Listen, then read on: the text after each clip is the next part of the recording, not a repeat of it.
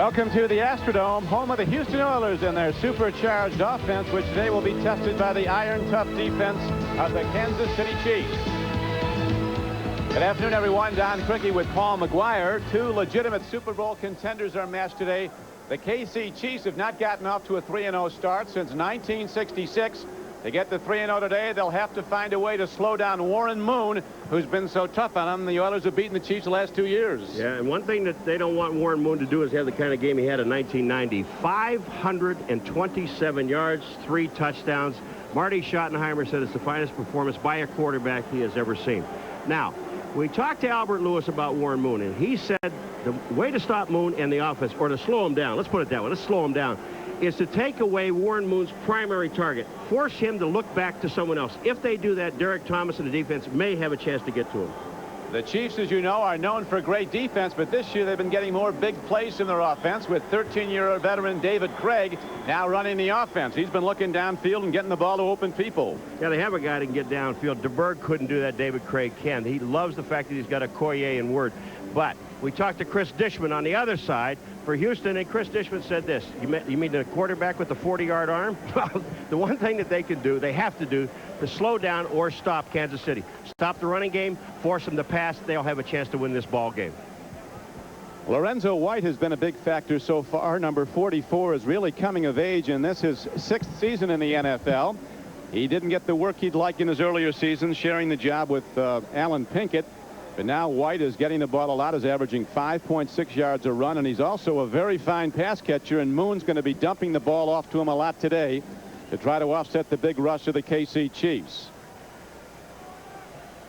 Kansas City will be kicking off to start the game, and there is future Hall of Famer Nick Lowry, the most accurate field goal kicker in NFL history, over 79% career. This is his 13th season. Corey Harris and Spencer Tillman are back deep now. Here is Harris, a rookie from Vanderbilt, taking the ball at the 3-yard line. Gets a channel. He breaks it. There's a penalty marker down as Harris could go 100 yards, but it might come back. It's going to come back. It is going to come back. There's a flag down at about the 28-yard line.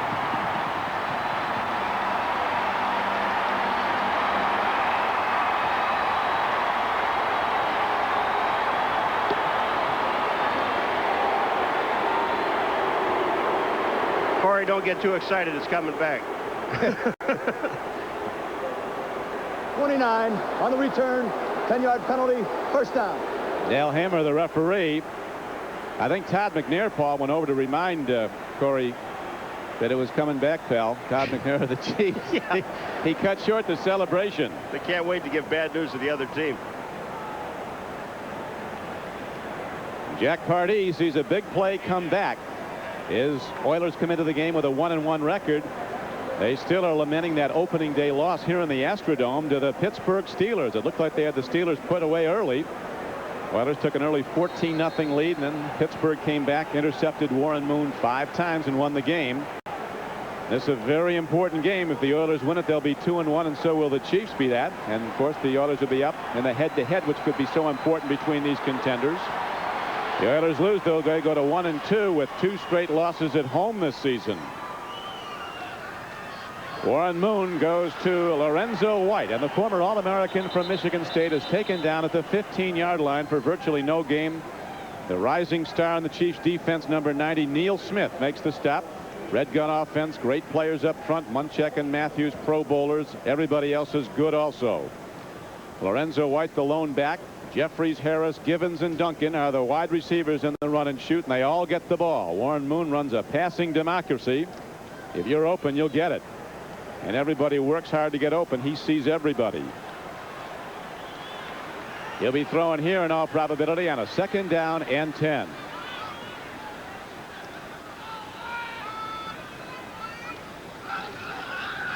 He goes to the draw, and Lorenzo White bangs ahead. They stopped him cold on the first carry. This time he gains 9 yards, brings up 3rd and 1.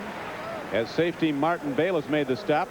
The front 7 of the Chiefs, Smith and Moss, both high number 1 draft choices. Martin, Randall, Simeon, and Derek Thomas, who's evolving into maybe the best linebacker in the game.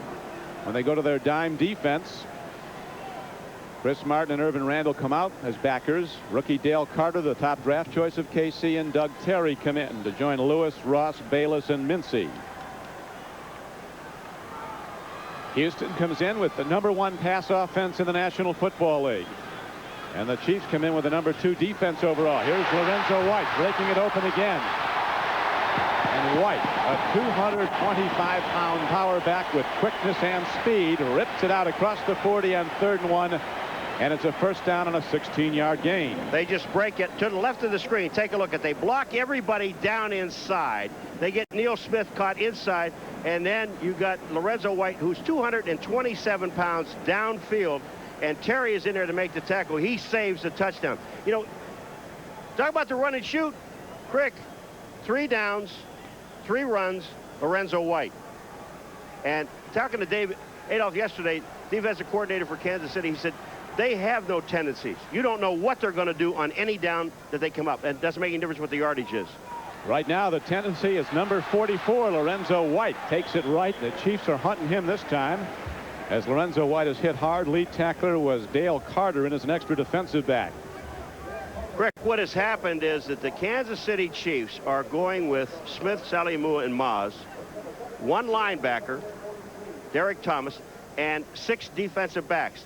And when they get Kansas City in that situation, Houston's going to run the ball until they either bring in a linebacker or bring the 2 safeties that are in there up on the line of scrimmage. Now Tracy Simeon is in the game. They've got 4 down linemen, which be Derek Thomas goes down. Simeon is in as the only linebacker. On 2nd down and 8, Lorenzo White has carried now 4 times for 27 yards. Here's a throw. Gets the ball out to Curtis Duncan. He caught 6 last week in the win at Indianapolis for the Oilers. Doug Terry makes the tackle.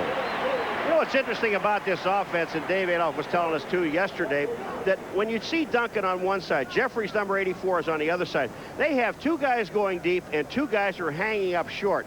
You don't want to give the quick touchdown. That's the one thing Kansas City wants to stop. But when you do that and you double cover downfield, now you've got one-on-one on the outside. Duncan and Jeffries, I don't know, there aren't many people. Albert Lewis can, Ross can, go one-on-one. But then they throw Lorenzo White out there, and does it create havoc? Lorenzo, a good threat coming out of the backfield. No team has been allowed 100 yards passing this season by the Chiefs defense. That'll change today. Moon goes long, threads it again. Delivers the ball right down the middle. Leonard Harris on a curl pattern. 11 yards downfield. It's a first down for the Oilers. Albert Lewis on the stop. All right, when you take a look at it from the end zone, now this is the wide. There are 2 guys on the outside, and watch what happens. Leonard Harris just hooks up in the middle between the defensive backs. There are 3 around him, but Moon gets the ball there in a heartbeat. And every time that Houston goes out, there's going to be 2 guys, one on one side short about 12 yards, 10 to 12 yards, and one on the right side, 10 to 12 yards.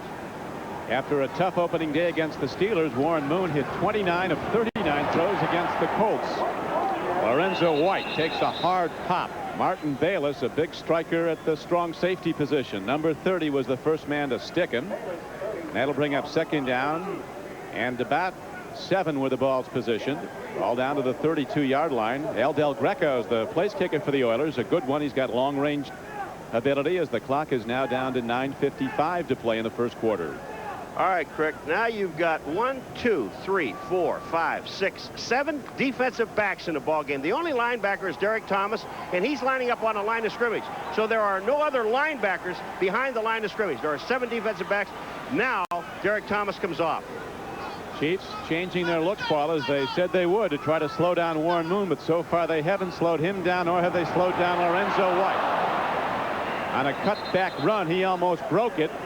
He's taken down at the 27-yard line.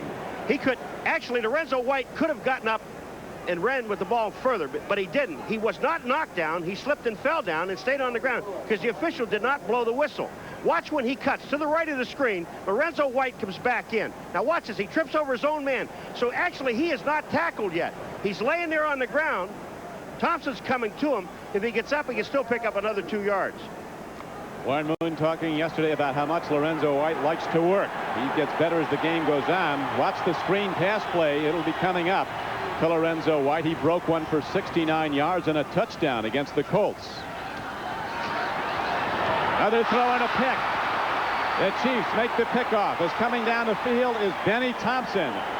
And he takes it back to the 45-yard line. So the Oilers move it down the field, and then Warren Moon, who is victimized by 5 interceptions, and this is home yard in the opening game, is picked off by Benny Thompson. Look on the top side of the screen. Number 46 is Benny Thompson. He's just laying out on the outside. He's playing the linebacker position. They're trying to throw the ball underneath. Warren Moon never sees him. Benny Thompson makes a super interception, brings the ball back to the 45-yard line. KC's ball. So the Oilers run and shoot, moves well, but then comes the interception. Moon just picked off his 6th intercepted this season. Benny Thompson, who is a Pro Bowler as a special teamer last season for New Orleans, made the play for Kansas City. Now David Craig goes to the run. Play fake, and he's going to freeze it and then throw downfield incomplete. Dave Craig with a good fake throws the defense, but his throw to Barry Word was dropped. Huge offensive line, and they're all good. Alt's an all-pro at left tackle.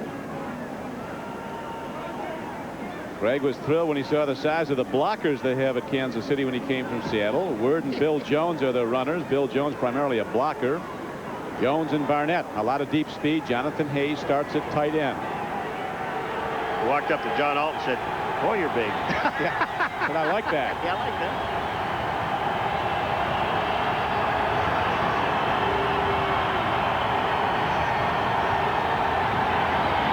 On 2nd down and 10, Barry Word tries to turn it to the near side, and he's taken out of bounds at the 46-yard line. Tremendous play by Lamar Latham, number 57. He just got across the line of scrimmage and made Word go to the outside. Front 4 for the Oilers. They put the heat on. William Fuller was a holdout and a Pro Bowl player last season. Sean Jones also held up, but they're all back, and Ray Childress is headed for the Hall of Fame. Latham, Smith, and Meads are the backers. Dishman and the former Ram Jerry Gray at the corners. Bubba McDowell starts at strong safety. Dumas is out of the game. In the defensive backfield is Marcus Robertson, a big-time hitter. On 3rd down and a long 7, a downfield throw. There's an open man, and it's caught. J.J. Burden is down to the 18-yard line. Last week, on the 3rd play of the game against Seattle, Craig and Burden combined on a 72-yard scoring play. Well, this pass should have been picked off by Jerry Gray. Jerry Gray goes for the ball. Watch this. He cuts in front of J.J. right here. I see the ball go up in the air. He hits the ball. But J.J. Burden, great concentration, gets the reception.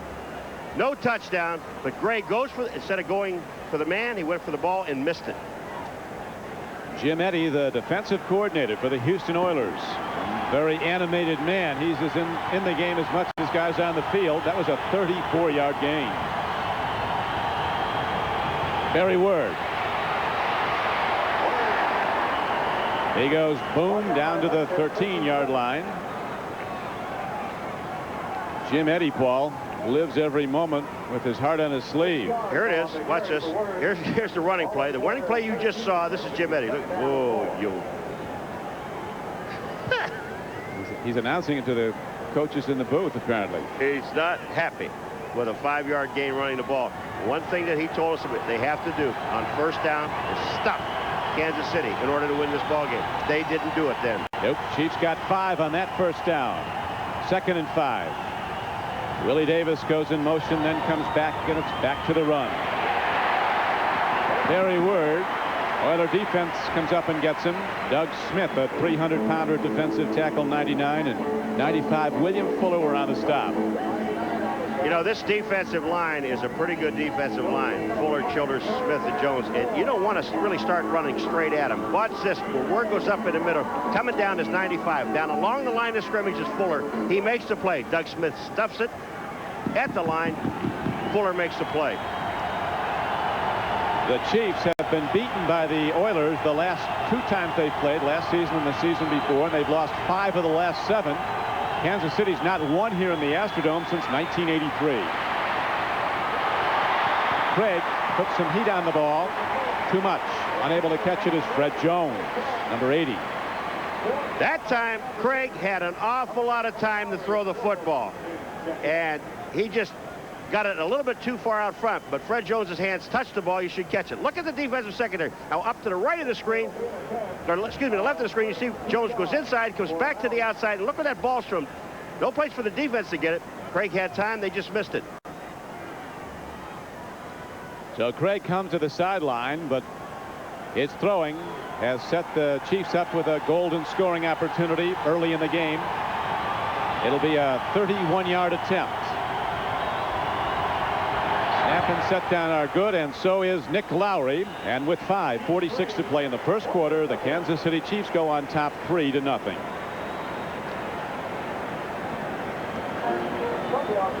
So Dave Craig with that downfield offense gets them in position, and Lowry makes it go. The NFL on NBC is brought to you by Oldsmobile, the power of intelligent engineering. By cold-filtered Miller Genuine Draft. Get out of the old, get into the cold.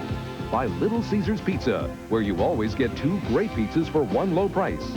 And by Castrol Syntec, the new synthetic oil that protects in ways other oils can't. Nick Lowry has just hit a 31-yard field goal for the Kansas City Chiefs to open the scoring. Now he's ready to kick it off to the Oilers. Corey Harris and Spencer Tillman are back again for Houston. Spinner downfield. This time it goes to Spencer Tillman, the former Oklahoma runner. And he breaks it. Out to the 35-yard line. Apparently, Paul, Oilers saw something in the Chiefs' kick coverage that they like. They're attacking one area and getting a channel every time. It's coming up to the left, and that's where it's happening. So the Oilers, stopped by an interception, are ready to go on offense again. Don Criqui with Paul McGuire back at the Astrodome in Houston. Marty Schottenheimer telling us yesterday the keys to the game, Paul, and so far they've capitalized on one of his wants. Yeah, the number 2 guy. No, they need defensive turnovers. Did that, turned it into 3 points. No offensive turnovers. No nuisance penalties. They didn't have any of those going down, and their communication seems to be fine. Marty's a stickler on no nuisance penalties, jumping off sides, motion, little 5-yarders, he said, that kill a drive and maybe a ball game. On first down, they go to the end around. Running hard is Ernest Givens. And Givens takes it to the 40-yard line. 5 hard-earned yards for Ernest Givens, who's been a Pro Bowl player. Well, let me just tell you this. Sally Amua just about lost his life. Watch this. Here comes Williams. Number 77 is going to make a block. Right on the right. Bang! There. I mean, that is an outstanding block. Sally Amua is up. Don't worry about Dan. He's fine. But Williams just made a super block coming back, peeling, and annihilate him. Watch this. Right there. Up in the air and on his back. That's outstanding. All players are fine. Bounces right up like a big rubber ball. Dan Saliamua, one of the best at recovering fumbles. If it's on the ground, there's a good chance he's going to get it. Here's a throw to a wide open man, Curtis Duncan. He crosses midfield. And again, the Oilers run and shoot. There's too much for the Chiefs to cover the gainer. I was telling you in the first drive about 2 guys, Jeffries and Duncan, up short. Now, when they do that, what happened here is Dale Carter didn't cover. Here comes Duncan out. Watch. Do you see any white shirts? Carter's gone. There's Duncan. Watch how long it takes. There's Duncan. There's Duncan. There's Duncan. Finally, there's Carter. And that's a pickup of about 15 yards. You give... Fell through 2 weeks of play. No team has gained 100 yards passing against the Chiefs yet. Here's Moon. He's over that already. Leonard Harris takes it inside the 25-yard line. They're just running routes all over, Paul, and Moon is just so astute at reading every receiver. Dave Adolph says, I don't care what defense you try to disguise. Warren Moon has seen it all. That time, they try to double on the outside because he went to Duncan to play before. Now, here goes Moon. Great protection. Leonard Harris, look at the middle. It's open. Linebackers can't get there. Simeon can't get there. But the outside, see them moving out? Albert Lewis is moving out on Jeffries 84. And here comes Harris in the middle. Now, it's too late. This is too easy. But the last time it was too easy until the interception. 3:20 to go in the first quarter. Chiefs lead 3-0. Lorenzo White. picking and sliding and turning it wide and getting ahead for about 3 yards. When we talked to Neil Smith of the Chiefs yesterday, he said the thing that frustrates the defense about Warren Moon, he said you can be right in his face and he'll still put it right on the numbers. He'll make a perfect throw. Yeah, and again, I'm going to go back to what Dave Adolph told us yesterday. Rick, there's nothing that you can show Moon defensively that he has not seen. And he records. I mean, it's incredible. He said, you're not going to surprise him. What you must do, and every coach will tell you this about offense, defense, special teams, whatever, you must execute. And if you don't execute, you're going to get beat. And he talked about Warren Moon. 50% of his rollout passes will be from the left side, 50% from the right side. He uses the total playbook and confounds the defense. Now they almost get him. He makes a slant throw into Haywood Jeffries, and he's down inside the 15-yard line. Big block by Matthews as Moon was almost sacked. All right, Ross is on Jeffries, and Jeffries, a little bump and run. You're allowed to do that. Jeffries gets inside, gets his body square so that Moon can see the 8 and the 4 and hit him there. That way Ross has no chance to get to the ball.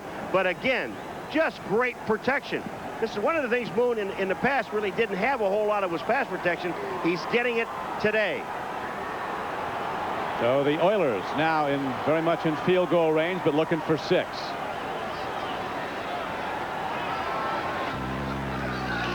First down run by Lorenzo White. Down to the 6-yard line. He got 5. These two teams met last September here in the Astrodome, and the Oilers beat the Chiefs 17-7 in that game. And in the previous years, you were talking about, Paul, Moon beat them with 527 passing yards. All right, let's watch Lorenzo White here. Look at the blocking on the offensive line. Bruce Matthews, Dawson, Bunchuck. And look at this, the cutback by Lorenzo White. Sally Amua, 97, can't get there. Albert Lewis gets there, and if he doesn't, it's touchdown.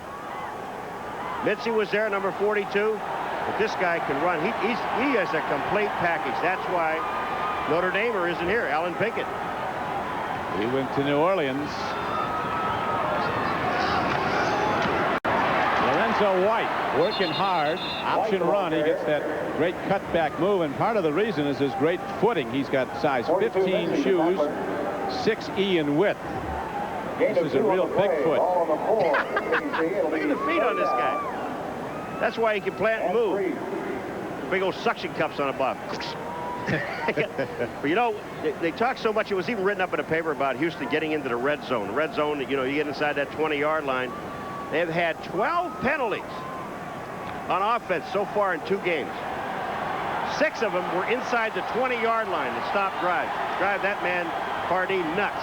They've had a real problem scoring in the red zone, 20 yards in. They've been in there 9 times. This is the 10th with only 3 touchdowns, all on passes.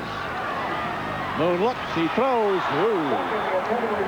Curtis Duncan had his hands on the ball. The defender was right with him. Dale Carter was there. Warren Moon read everybody up. One-on-one coverage in the secondary. The maximum pass protection, that was there. Moon just never got the ball out to Duncan.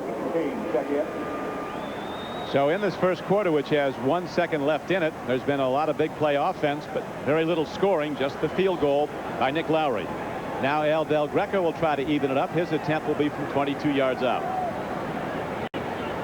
It is frustrating for Houston. When they go down like this, they want to score touchdowns, not field goals. And so did Kansas City. Del Greco, who played collegiately at Auburn, knocks it through as the first quarter ends in a deadlock. Oilers 3, Chiefs 3. Oilers will kick it off when we come back to the Astrodome. There's a tried and tested Oiler fan hoping for that Super Bowl. This could be the year, 15th year in pro football. Warren Moon could be running out of next season. So too could Dave Craig. This is his 13th year, but they're both in peak form. Those weren't like Bob Costas' designer overalls, were they? They might have been. I thought I saw his name on the top. You can get those. They're on the market now as Del Greco, after hitting the tying field goal, hits a high spinning kickoff. This is Dale Carter, the rookie from Tennessee. Tremendous acceleration. But not when he's swept under by a wave of Houston Oilers tacklers, led by number 24, Steve Jackson. Steve Jackson went flying down the field. I'm telling you, there's markers all over the field. But Steve Jackson, number 24, I mean, no one could see him to block him. That Kansas City's moving back. Yeah, they're moving back towards the goal line. And Marty's talking about, you don't not, I mean, make mistakes. You don't make them. That's part of his deal. Don't make. Unsportsmanlike conduct foul. Number 30 of the receiving team after the return. Penalized half the distance. First down. Martin Bayless. Don't make. He got his point across and it hit him in the head a little bit. Say, hey, you know, just don't do it again. But man, you know, this decent return. Now they're inside the 10-yard line. You don't want to start with this kind of an offense from there.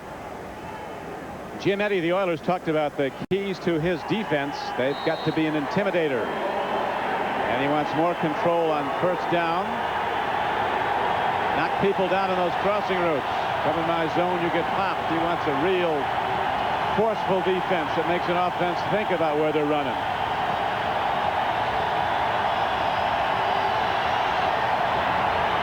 Dave Craig throwing the quick out. He makes the connection. Coming down with the ball is J.J. Burden. He is the deep threat, the man who caught the 72-yard touchdown pass last week. Yeah, and Jerry Gray, number 21, right there with him. J.J. Burden just catches the ball. Jerry Gray just makes the tackle. And that's what you have to do. But again, Houston, they want to do is not let Kansas City get third and short situations. 49ers losing one of their best players, John Taylor, with a broken leg. They lead the Jets. Unbelievable. Unbelievable. Houston has dominated time of possession. I know that's a favorite of yours, Paul, time of possession. Yeah, what do you do with it? Scores 3-3. On 2nd and 6, here's the throw. It looked like Burden had the first down. Then on his cutback, trying to elude the tacklers, he may have lost it. Well, they're going to spot his forward progress out to the 20, and it'll be a first down for the Chiefs. Jerry Gray and Bubba McDowell both in on the play. You know, David Craig, they get a first down. You know, this guy will drive a defense crazy, especially with this offense. This is a solid offensive football team, and this offense needed a guy like David Craig to run it. A guy that can control the ball, throw the good short passes. And the history of David Craig is when he gets hot, he stays hot.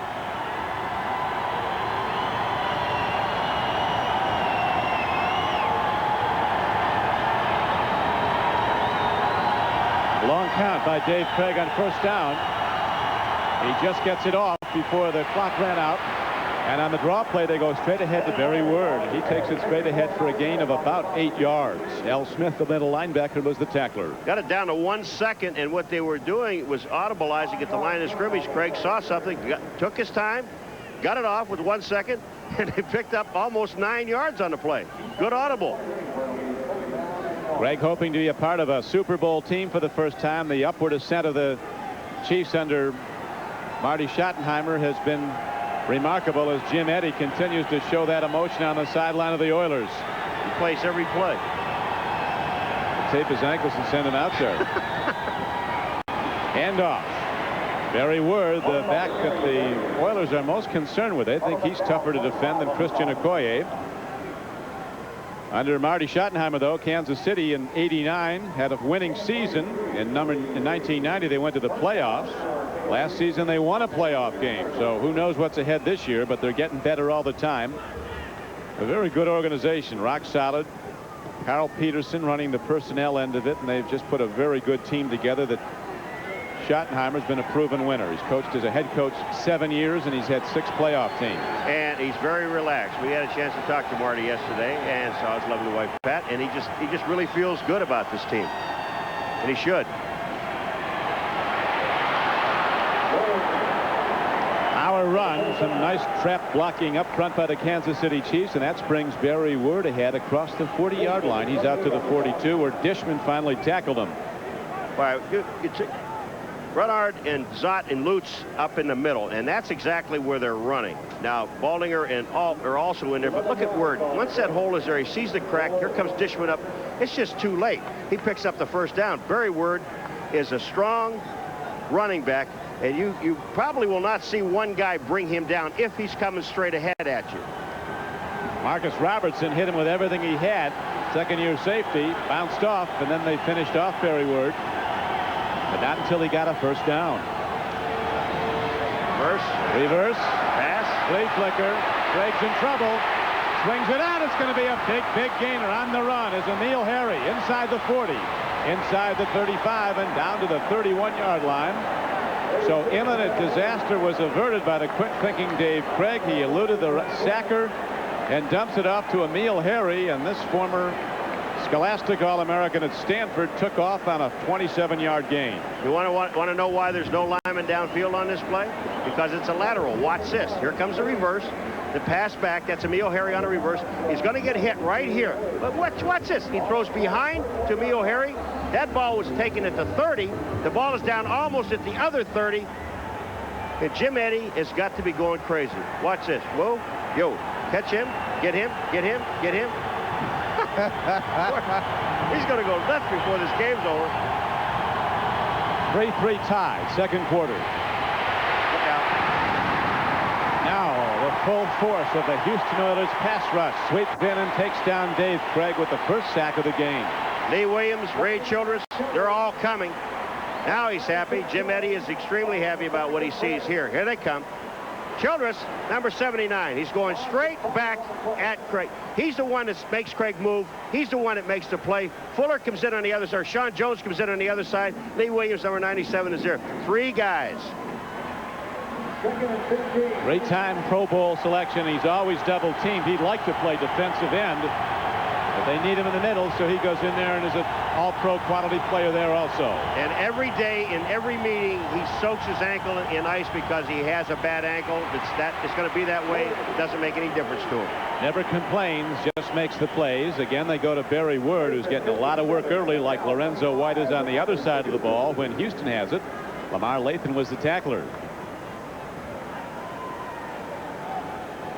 Ray Childress was the second player picked in the draft when he came out of Texas A&M. The year he came out, the number 1 pick was Bruce Smith of the Buffalo Bills. He's not bad, huh? No. But, you know, Jim Eddy talking about Childress. Childress has been in the lineup a lot more than Smith, though. Oh, yeah. And Childress is hurt. I'm going to tell you, he plays hurt, but they have a bait, not a bucket. It's a cooler filled with ice that he sits in it every single day in all the meetings, and he freezes his ankle, and then he plays. Third down and 9. Craig steps in. Here's the rush. They get him again. Lee Williams, number 97. Craig, this is total defensive line domination because what happens on this play is there's a penalty, I think, on the play. But watch this. Fuller forces, Childress forces, Sean Jones forces, and then Lee Williams is up in the middle. He makes the play. Just excellent. 97 is the man that's going to get it. But watch the guys on either side. They force Craig up into Williams. He does his job. Gets off the blocker, does the job. Now Nick Lowry, who has kicked 18 field goals in his career of 50 yards or more, is ready to try a 52-yarder. He drives it hard, and he drives it through. Nick Lowry on his way to Canton someday. Booms one from 52 yards out, and the Chiefs take a 6-3 lead.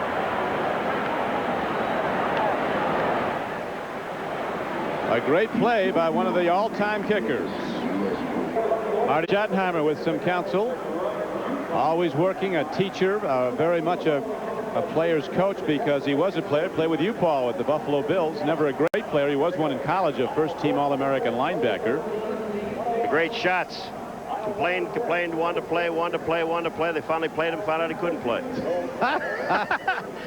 Then they found out he could coach. So that's what he does best, coach. And he's very, very good, and he's a great friend.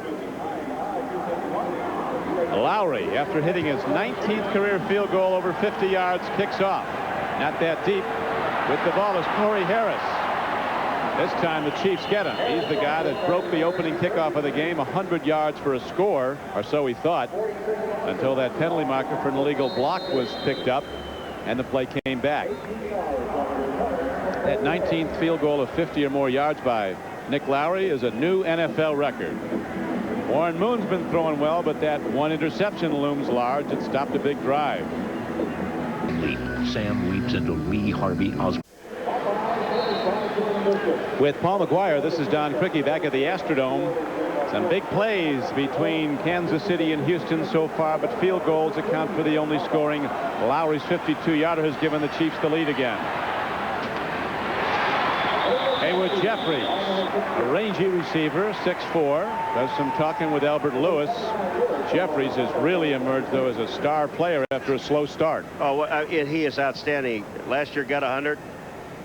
Albert Lewis trying to stay with Jeffries. It's going to be a long day for him, but he has a game day diary. We're going to show you all later on. He's got it. But they don't call them superstitions, do they? No. They call them routines, consistencies.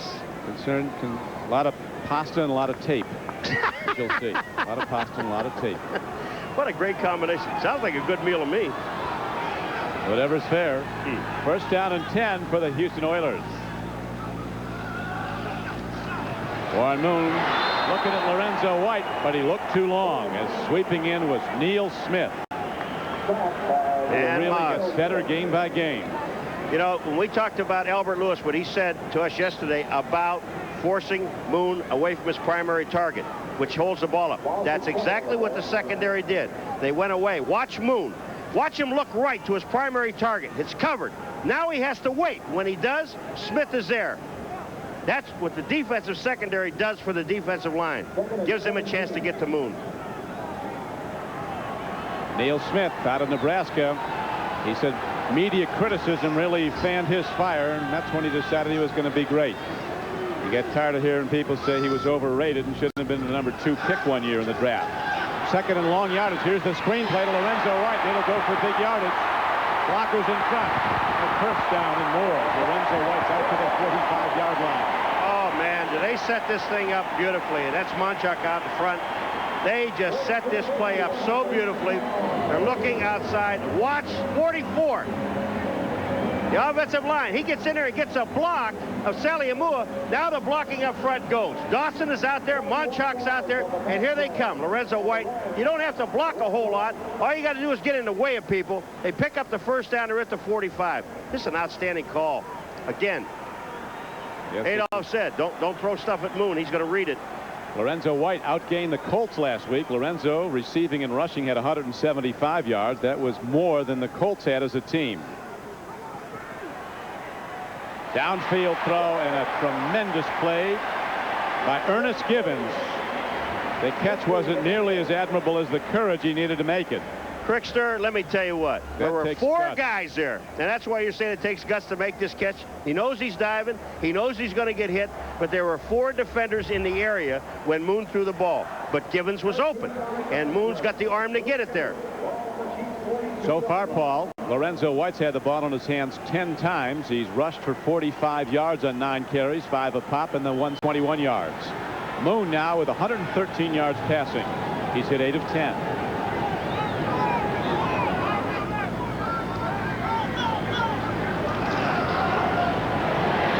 What a throw. Haywood Jeffries, 3 ball.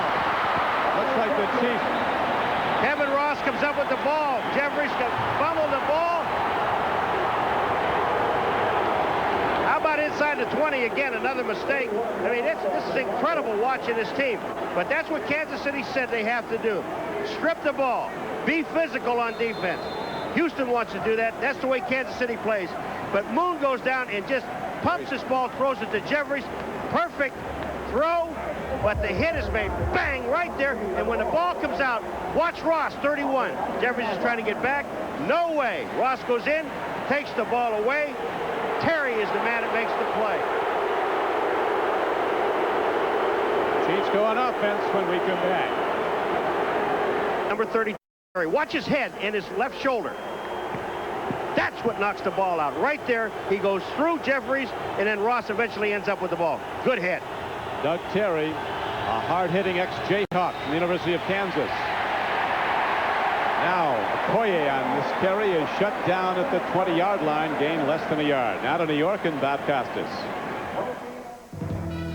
Don, some injury reports at Lambeau Field where the Bengals lead the Packers 3-0. Here's Don Majkowski being tackled. Their hope is it's only a severe sprain of his left ankle. X-rays at halftime. Brent Favre is in at quarterback. Meanwhile, at the Meadowlands, San Francisco wide receiver John Taylor fractures his left fibula in a game against the Jets, which the Niners lead 7-0. Early reports out at least 6 weeks. Don? Thanks, Bob. You talk to the 49er coaches, and they'll tell you John Taylor is a very, very short distance behind Jerry Rice, in their opinion, is one of the great receivers in football. No question about it. Now he's gone. Probably for the season. Here's a straight-ahead give to Barry Word. Word is a tremendous comeback story. Played at Virginia.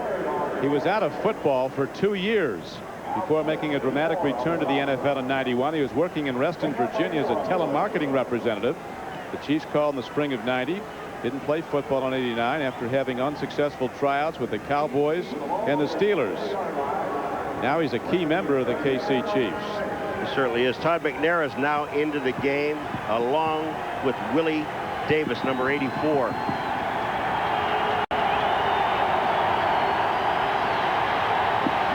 The Chiefs are 1 for 3 converting third downs. They need 6, as you see on this one. They got 3 receivers on the top side coming all out together. Sidearm throw, a connection, and Neil Harry's ahead for a first down and some more. He's across the 40-yard line before number 25, Bubba McDowell, and number 29, Darrell Lewis, bring him down. That's J.J. Burden who made the play. All right, take a look at the 3 guys on the top of the screen. When you see them, watch them, they all come off together. Now, J.J. Burden is going to cut underneath, and when he cuts underneath, he's got one-on-one coverage. Beats him to the inside. Craig puts the ball right on target. First down. Excellent call. Nick Eddy keeps talking that coach's sign language. Yeah, stop him. Okoye, the nightmare. A bad dream on some Oiler defenders. Finally, those 2 big hitters in the safeties, McDowell and Robertson, make the stops. The one thing about Christian Okoye, and everybody will tell you about it, Crick, is that when he comes up to the line of scrimmage, if he's going laterally, we got Lee Williams is down, number 97 for Houston. They're taking time. But when he's going straight, now you've got to put some people on him. But you want to try to get him going left and right. Man is shaken up. Lee Williams of the Houston Oilers is being attended to. He had a big sack earlier. Looks like they're looking at Lee's right knee. NFL on NBC is brought to you by Acura Automobiles. Experience precision-crafted performance. By cold-filtered Keystone, Keystone Light, and Keystone Dry. Bottled beer taste in a can. Wouldn't that be great? By Goodyear, #1 in tires. And by Allstate Insurance Company. You're in good hands with Allstate. 64,000 plus at the Astrodome. Chiefs have the ball in a 6-3 lead in a very quickly played first half. 2:36 to go in the half. Timing throw out in the left flank. Craig puts as much hop on as he has and throws a strike to J.J. Burden. He's making a lot of plays so far for the KC Chiefs. That's his 5th catch. Craig, I'm going to tell you something. This offense drives a defense nuts, and I'll tell you why it does. You've got the big guys up front, and you also have the big tight ends blocking. Put 2 wide receivers to the outside. In order to stop the run, which is their primary deal, and there's Jim Eddy doing it again, giving it a run, you must play on the outside, basically man-to-man defense on the corners. When you do that, 2-minute warning. When you do that, you got one-on-one coverage. That's where Craig is going, to the outside. And coming up at halftime, the Domino's Pizza NFL Live halftime report. Costas Simpson and Buddy Ryan analyzing things. Right now, an important game affecting the Chiefs. Buddy's former team, the Eagles, beating the Denver Broncos 10-0. Second quarter at Philadelphia. You've heard of Curly, Larry, and Moe? Well, this is Buddy, Bobby, and O. They'll be there at halftime with the Domino's Pizza NFL Live halftime report. Oh, that's terrific. That's terrific. 2 minutes to go in the first half. 6-3 game. Chiefs with the ball in the 3-point lead. Craig with a deep drop. Pass protection's good. Long throw. Just a bit long. Going for the ball was Fleet Willie Davis, number 84. Oh, did Craig put that ball on a rope and in the right area? Now, Dishman said a 40-yard passer. Well, better think a little bit. Watch where this ball is, and it's inbounds.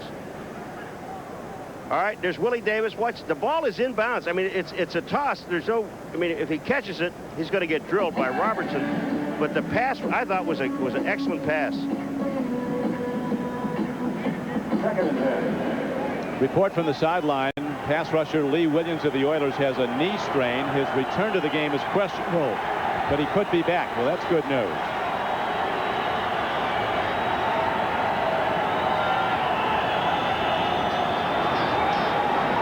Barry Word turns it up, turns it in. He's ahead for a Kansas City first down. You know what happens on this play? From the defensive line standpoint, the offensive line blocks extremely well.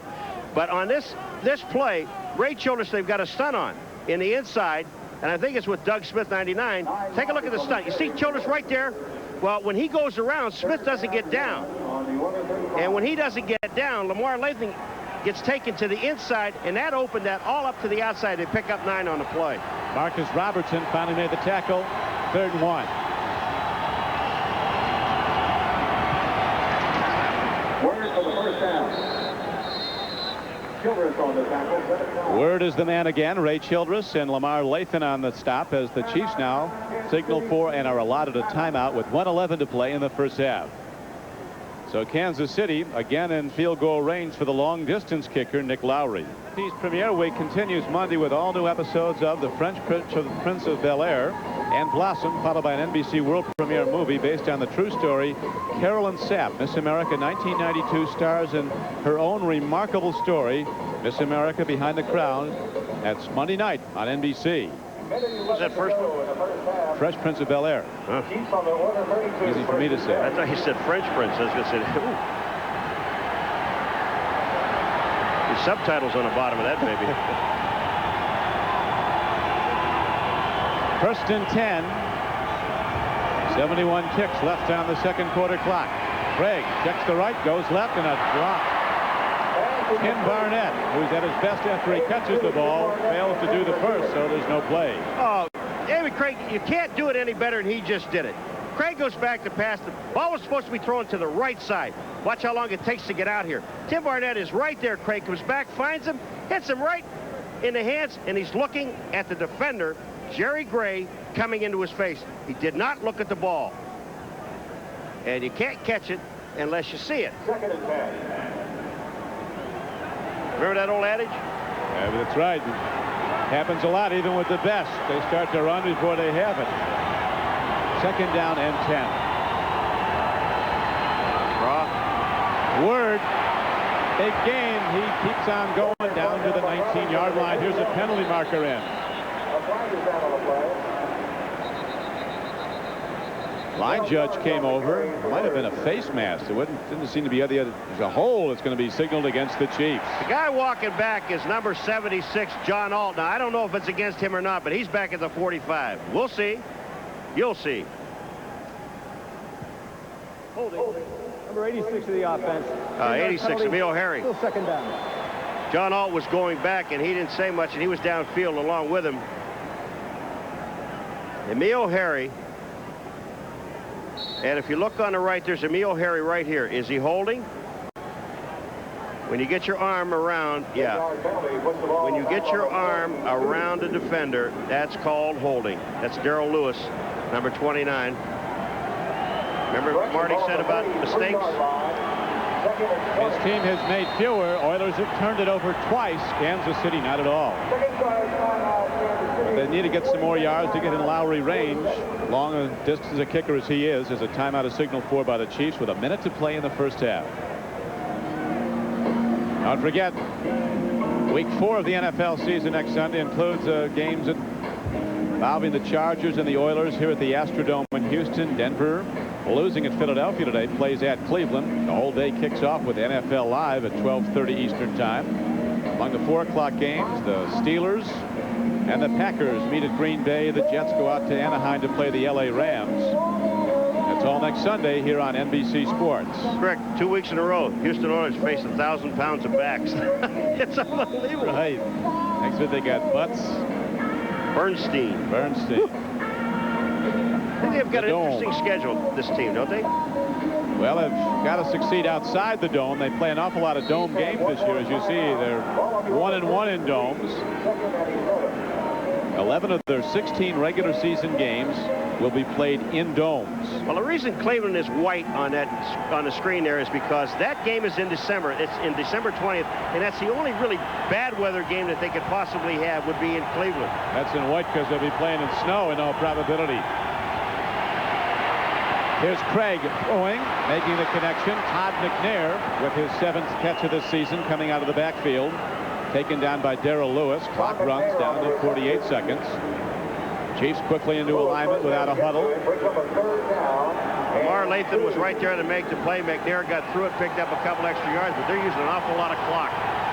35 seconds to go in the half. 6-3 Kansas City. Throw and a catch. This time Barnett looks that ball right into his hands, goes out of bounds, makes a fine play. Big gainer, first down, stops the clock down at the 10-yard line of the Oilers. I don't know what Craig's upset about. Is it himself or not? Because the ball is thrown perfectly. Whether he was hoping that Barnett could turn upfield, Craig is looking at him going to the outside. Remember, the guy just dropped the ball, but Craig goes right back to him. Is he thinking, can he turn? No. If he turns, he's going to get nailed anyway. Marty Schottenheimer, head coach of KC, has to be well pleased with the overall effort of his team. His defense has taken the ball away twice on turnovers from the Oilers. His offense is moving. Here's a throw and a catch. Willie Davis is down to the 5-yard line. And the Chiefs take a timeout with 24 seconds left in the half. That's it, Paul. No more. That's it. They get the ball down to the 5. They throw the ball to Willie Davis, but that time the Houston Oilers sent everyone, and they played man-to-man coverage in the secondary. Jim Eddy saying, okay, we got a timeout. Let's regroup. You know, we kid about Eddie's animation, but he is really a highly regarded defensive coordinator. One of the papers here had a report that the Raiders are trying to lure him out there. Can't. Not unless you're going to make him the head coach or the assistant head coach, because he is the defensive coordinator, and you can't talk to someone and offer him a job unless you elevate him. Now, to say, okay, once you want to be the defensive coordinator, wrong. They got a great union, you know. At long last. Well, there are no more timeouts for the Kansas City Chiefs. They have 24 seconds. You got to go to the end zone. Now, it is second down. Can't get a first down. 5 yards to go. With 24 seconds, you can go to the end zone 3 times if you wanted to. I wouldn't be surprised to see him run one here. That he can still get that in. Throw and a catch. Todd McNair, he's in. Touchdown, Kansas City. So the Chiefs demonstrating brilliant offense. The trigger man on the drive, David Craig, at his very best, and he hits the payoff throw, and the Chiefs, an underdog coming in. They've not won here in the Astrodome since '83. Take over a 12-3 lead. What a great throw by Craig. You're talking about at his best. When he's hot, he is hot. Watch this pass. McNair to the outside. No way Lamar Lathan gets to him. No way he gets to him. McNair's in for the touchdown. He's coming to throw it to you. Catch it, Rick. White. Okay, I got it. No, they got it. Touchdown. This guy's put up some terrific numbers over the years. We're going to take a look at that a little bit later, but his ranks is in the top 10 all-time in passing efficiency, and you'd be amazed at the people he's ahead of. Some of them are in the Hall of Fame. David Craig. We'll be getting to that, but first a reminder that the Domino's Pizza NFL Live halftime report is coming up. Halftime feature will be Mark Bavaro. That's all coming up very shortly, as we have 19 seconds to play now in the first half here at the Astrodome. Dave Craig, Paul, throwing for some handsome numbers. 9 for 13, 103 yards, 1 touchdown, and that drive was so perfect. The perfect 2-minute drill, go down the field, put points on the board. Fortunately for them, they put a touchdown up on the board. But David Craig, remember, he had 1 drop pass. Barnett had hit him in the hands in that drive, but it would have been absolutely perfect going down. Kansas City has capitalized on the 2 turnovers they've taken away from the Oilers, and 10 of their 13 points have come off those possessions coming following the turnovers. You know, they went into this league tied with takeaways +5, the Kansas City Chiefs, with the National Football League. There's no one else. There's a couple of them that have +5, but no one more. And this team here, with Schottenheimer, with their defense, if you make a mistake, as we saw with Bayless, Marty's going to let you know. But he's also going to give you the benefit of the doubt. Don't do it again. If you do it again, now you got some problems. Tillman 32 and Corey Harris 86 back deep for Houston. You see, when you look at turnovers, it's what you do with the turnovers afterwards. That's what makes it. They have 2 turnovers, Houston. Kansas City has 10 points off the turnovers. Squib kick downfield. Coming up with the ball is Harris. Corey Harris breaks it again. This 3rd-round draft choice from Vanderbilt. Another big play, but is it too late with just 11 seconds left in the half? I'll tell you, it drives a special team coach nuts. That's Kurt Schottenheimer. It's got to drive him crazy because you're putting the ball on the ground. You're trying to kill the clock. Okay? Now everybody's relaxed. Instead of going down and taking people on, watch what happens. You just break it back to the outside. They get the ball inside the 45-yard line, and the return is 42 yards. I mean, that's crazy. You got to go down and cover. Dale Carter finally makes the play, saves the touchdown. Now, in all probability, Warren Moon will try to hit one fairly deep pass to get in field goal range for Del Greco.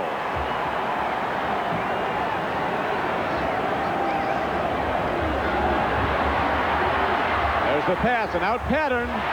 Beautifully done by Curtis Duncan. He takes it and falls back with the reception at the 27-yard line.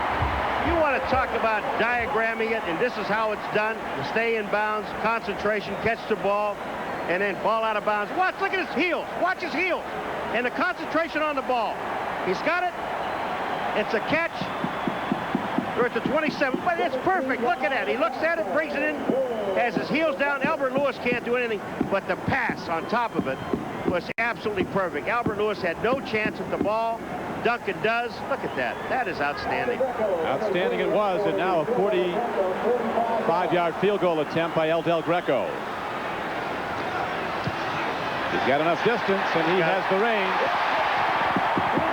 But there's a penalty marker down. There's holding against Houston. Neil Smith heard that. Points come off the board with a second left. They'll take the 10-yard penalty and kick it again. That time, Del Greco had enough leg to make it. Wasn't pretty, but it was there. Boy, you know. Hey, if it goes through, it's beautiful. But this is going to be a 55-yarder, Paul. Del Greco, who is a scratch golfer, and a lot of the play golfers, the same, although they use a leg rather than a club, it's the same motion, same pivot and swing. Geez, I'm glad you clarified that. They use a leg instead of a club. 93 the kicking team. 10-yard penalty. Repeat first down.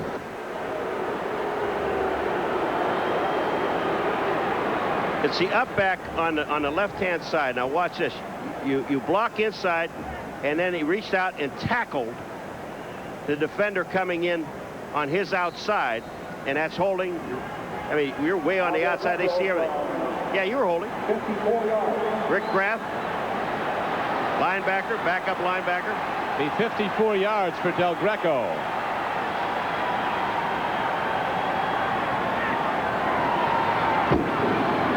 He gets it up.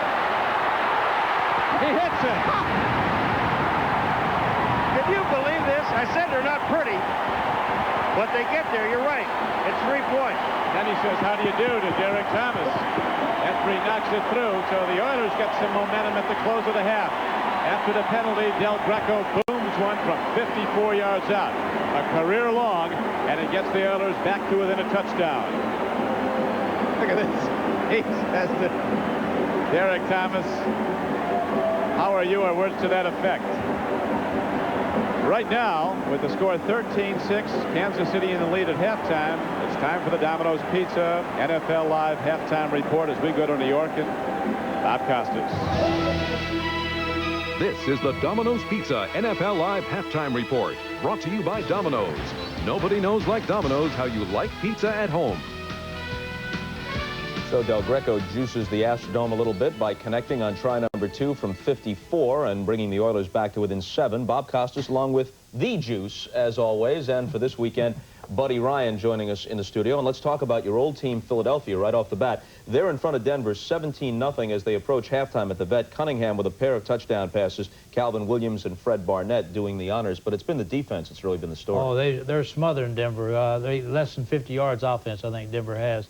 So it's no contest. The Eagle defense is just all over them. OJ? Well, I'm not surprised to see that the Denver offense is having some problems there.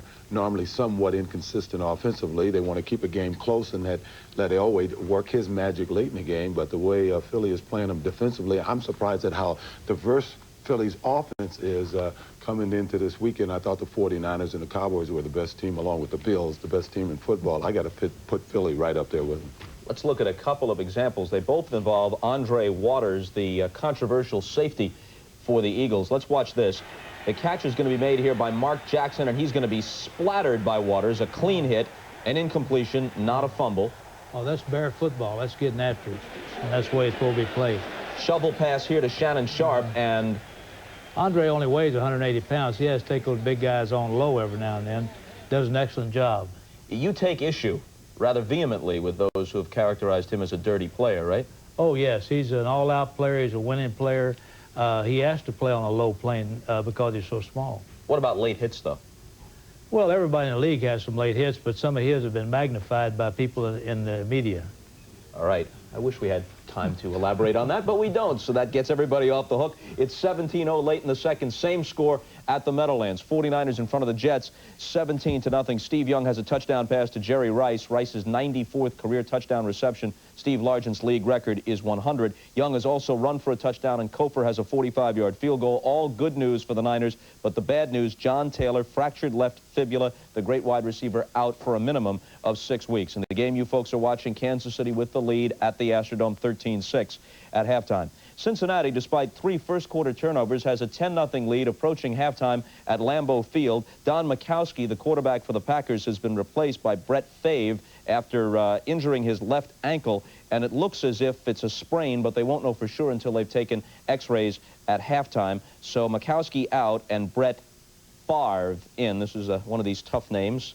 But what do you care about my problems? Brett Favre is in at quarterback, and let's take a look at the big play in the first half, and this is a punt return for a touchdown. Watch this. It'll be Carl Pickens. He'll start to his right. He'll come back all the way across the field left, and 95 yards later, he's in the end zone at Lambeau Field for the only touchdown of the first half, and the Bengals have the lead, trying to take their record to 3-0 over the 0-2 Packers. 10-0 at this point, not quite to halftime. Tampa Bay at Minnesota. The score in this one, 10-7 in favor of the Bucs. They're 2-0. The Vikings are 1-1. They're just a few minutes from halftime. Both quarterbacks, starters, are out. Rich Gannon bruised his right hand. Sean Salisbury has replaced him at quarterback for the Vikings. Vinny Testaverde also injured his throwing hand, and Steve DeBerg has come in to replace him at quarterback for the Buccaneers. New Orleans and Atlanta, no score. Now the Falcons just got a touchdown at the Georgia Dome to grab the lead 7-0, and Seattle has a 7-0 lead at New England, not quite to halftime. Coming up, Gail Gardner, following the commercial break, visits with the former Giant, now Cleveland Brown tight end Mark Bavaro. We do it after this word from the National Football League and a message from your local stations.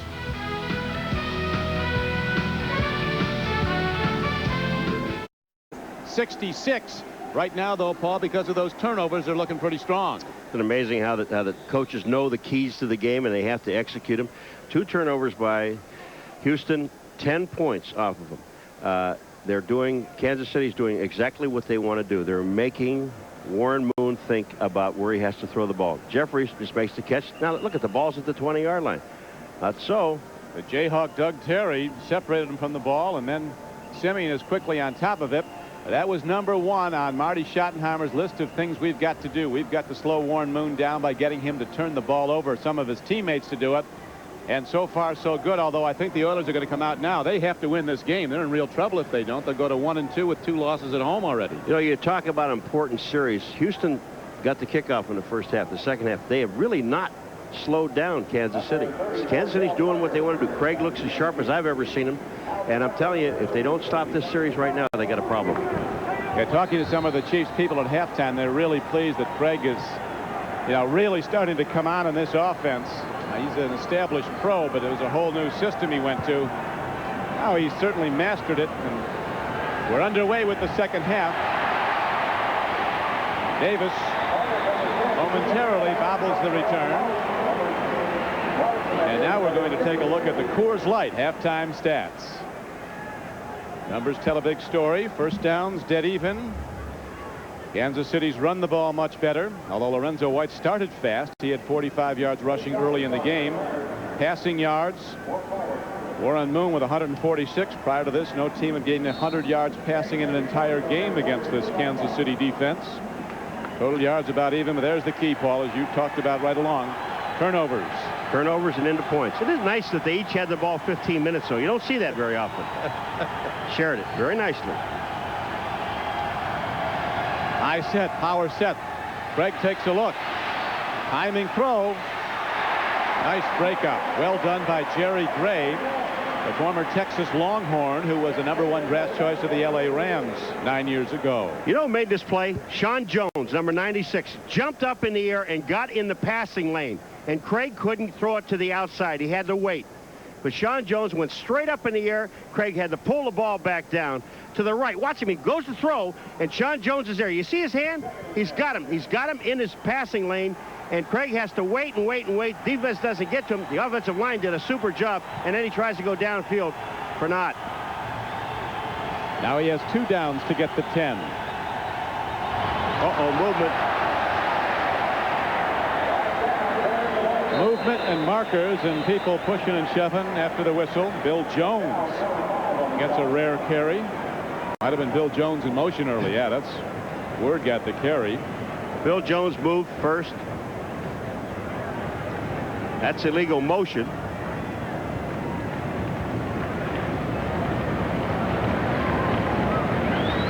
Third penalty on the Chiefs, Paul. Right in the center of your screen. See that movement there? Now, if Jones gets down there and stops, if you have to be stopped for a second, he just didn't stop long enough. Legal motion. Illegal motion. Number 43, 5-yard penalty. Still second down. Chiefs with those big blockers up in front. All-Pro John Alt and Rich Baldinger the tackles. Dave Zott and David Lutz at the guards. Tim Grunhard at center. You pointed out earlier when Dave Craigpaul met John Alt for the first time, his immediate response, John, you're big. I like that. I like those big guys up front. They got a big line, and they're very good. Crowd makes it a problem now for Craig as he throws hard, but it comes in low to Barnett. Tim Barnett couldn't get to the ball. And now against an all-out rush, Paul McGuire, Dave Craig's going to feel the heat on a 3rd and 15. Yeah, they're going to send a lot of people. They're going with 4 wideouts and McNair, and that time Lamar Lathan is the man that really got in the throwing lane, and Craig had to fire it low, or else it would have been either knocked down or picked up by Lamar. There's going to be a fist fight over there. If that referee pushes Eddie one more time, he's going to snatch his whistle out.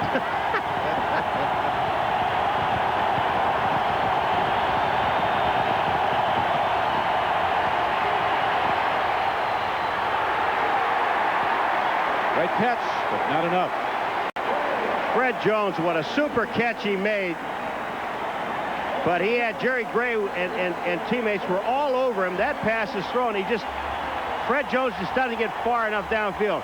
Here comes the rush, double teaming on Childress. Boom, catch is there. Gray is there. Jones makes a catch. No first down. They're going to have to punt. This is the first one, isn't it? Yep, this is the first punt of the game and the first Chiefs possession not to result in points. Parker booms the ball downfield. Pat Coleman's back at his 28. What a special teams play. Down to make the play for the Kansas City Chiefs. Number 34, Dale Carter, their #1 draft choice from Tennessee, who's been making big plays ever since he came into camp. Returned a kick for a touchdown in the opener against San Diego. On NBC is brought to you by Hertz #1 Club Gold. Hertz's fastest service now in more locations coast to coast. By Dean Witter. There are many ways to measure success. Dean Witter measures success one investor at a time. By the U.S. Army. Learn how to get an edge on life. Be all you can be. And by the new Mazda. Mazda, it just feels right. The Houston Oilers trailing in their home ballpark 13-6 to Kansas City, go on offense for the first time in the third quarter. Warren Moon's hit a lot of passes. That interception, though, still looms large on the opening drive when it looked like the Oilers were going in.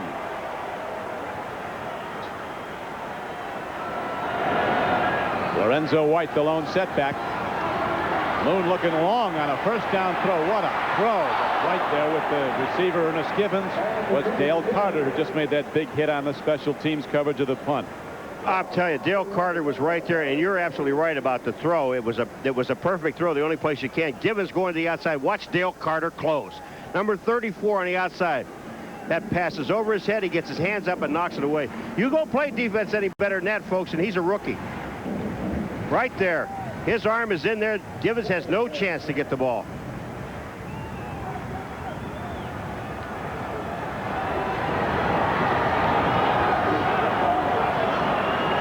Now Warren Moon goes to second down and 10 as he tried to get the big gainer on the first down throw. Lorenzo White, man to watch as he comes out of the backfield. Moon goes long. White was open underneath the deep drop by the linebackers. He could have gone for a lot of yards if he just dumped it over the middle. 2 plays in a row. Lorenzo White is checking up. He's going to the outside. He does get open. Moon's trying to go for it all. All you have to do is take a look at Lorenzo coming out of the backfield because he is wide open. Here's Moon throwing the ball, and just look at his reaction, and he's hoping that you can get to it. Leonard Harrison Patricia's no way to get it. The ball's too far thrown. There's got to be some communication to let him know that Lorenzo White is open. They would have had at least 15 yards going to Lorenzo White. Kansas City takes real deep drops. Moon pointed that out yesterday and said he's going to be dumping it off to Lorenzo White to take advantage of it. He hasn't so far. Better now. Whoa, pick. The ball is intercepted. Coming down with the ball is Benny Thompson. So Benny Thompson's having a huge day. That's his second interception. Tracy Simeon is the guy that got the ball. He just gets his hand up, knocks it up in the air, and Thompson gets his second. Watch number 54. He's right in the middle of your screen. Hand up, knocks the ball in the air. Thompson is there. Team defense. Now you know why they do the tip drill. Moon is just upset with himself throwing the ball. When he looks at this series of downs, Warren Moon's going to be really upset with himself because Lorenzo White was open on all 3 plays. Now the Chiefs start with good field position and go to Barry Word on the run. And Word working his way up the far sideline is ahead for a gain of almost 8 yards before the safety Marcus Robertson, a second-year player from Iowa State, makes the stop.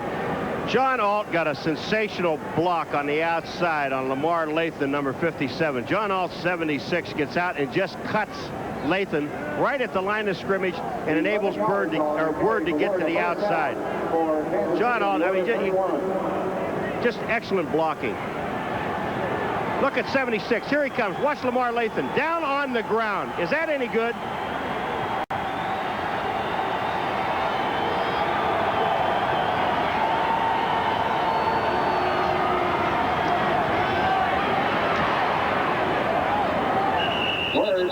Barry Word takes the full force of safety Bubba McDowell's hard hit, and then he's finished off by Al Smith. Bubba McDowell came up and thought he hit a wall. He's really got dinged. They talked the Chiefs defensive coaches.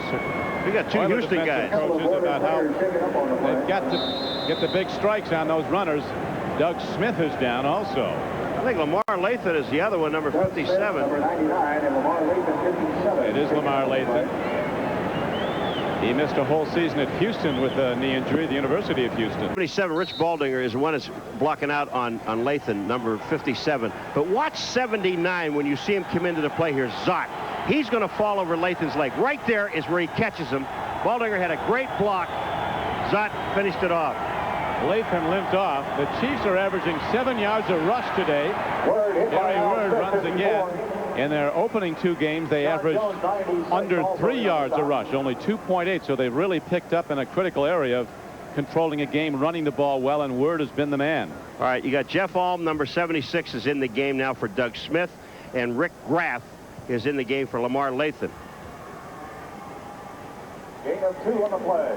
Barry Word pounding away, quite possibly towards a 100-yard day. 80 yards so far, rushing the ball. 13-6. Chiefs have the lead. Challenging again.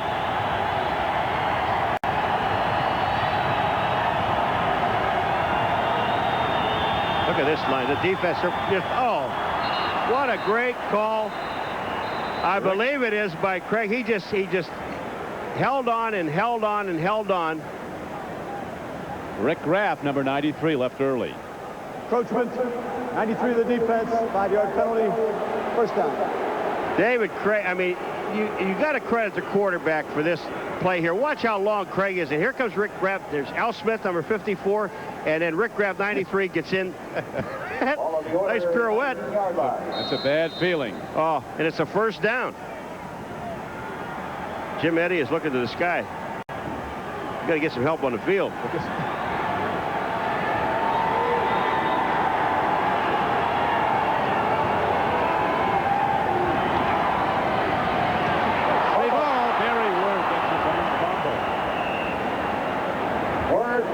Kind of the day for the Kansas City Chiefs as Barry Word takes it straight ahead. He's popped, loses the handle. The ball pops right back into his arms. As you got to come back shaking your head and smiling after that. You bet. Darrell Lewis, number 29, is going to be in on the play also. Here he comes in. The ball. Childress gets it with an elbow, and the ball bounces right back into his hand. Isn't that amazing? Watch Childress swing his elbow at the ball. 79, bang, the ball comes out.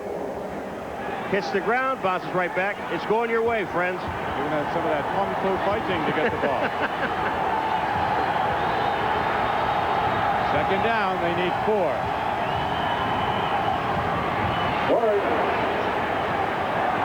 First down. Offensive linemen would much rather run block than pass block, and the Chiefs are firing out off the ball, keeping this Oiler defense on the field for much of the third quarter. When you see Word on this play run, though, Rick, he is supposed to go up the middle. But the middle is blocked, so he slides back to his left, the right of the screen. Watch what he does. Now, the backside pursuit is not there. Sean Jones, that can't get back. They hit him, but that's Rick Graff, number 93. He hits him in the backfield, but he's already picked up the first down. So Word running heads up, didn't go to the right hole, but did pick the right hole. Barry Word. He's been the last word. Play after play for Kansas City inside the 5-yard line. Tackled on the play by the Houston Oilers, the middle of their defense.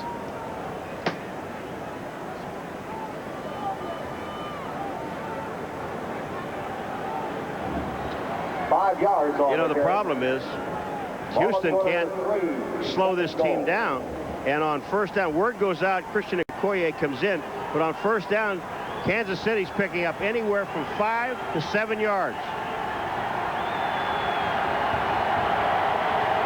Barry Word up to 94 yards rushing the ball.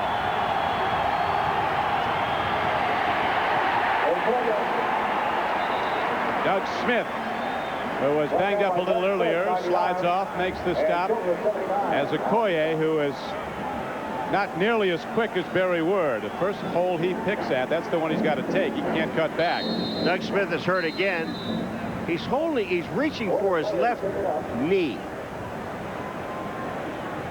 Okoye has only 9 yards, Paul, running the ball on just 3 carries. But they're grabbing his feet, so it looks like cramps. All right, Doug Smith, number 99. He's moving out to the outside. Look at this play. Face mask. They didn't call it. Also, Childress is there, but they were pulling his feet back, so it looked more like cramps than it did the knee. So while the big guys attended to, there's a break here at the Astrodome. Fuel tank pretty close to E. He's out of the game as the Chiefs leading 13-6. Go for the end zone. Here's Craig. He's going to try to take it himself. And he dives. Does he get there? He does not. They rule he's out of bounds at the 3.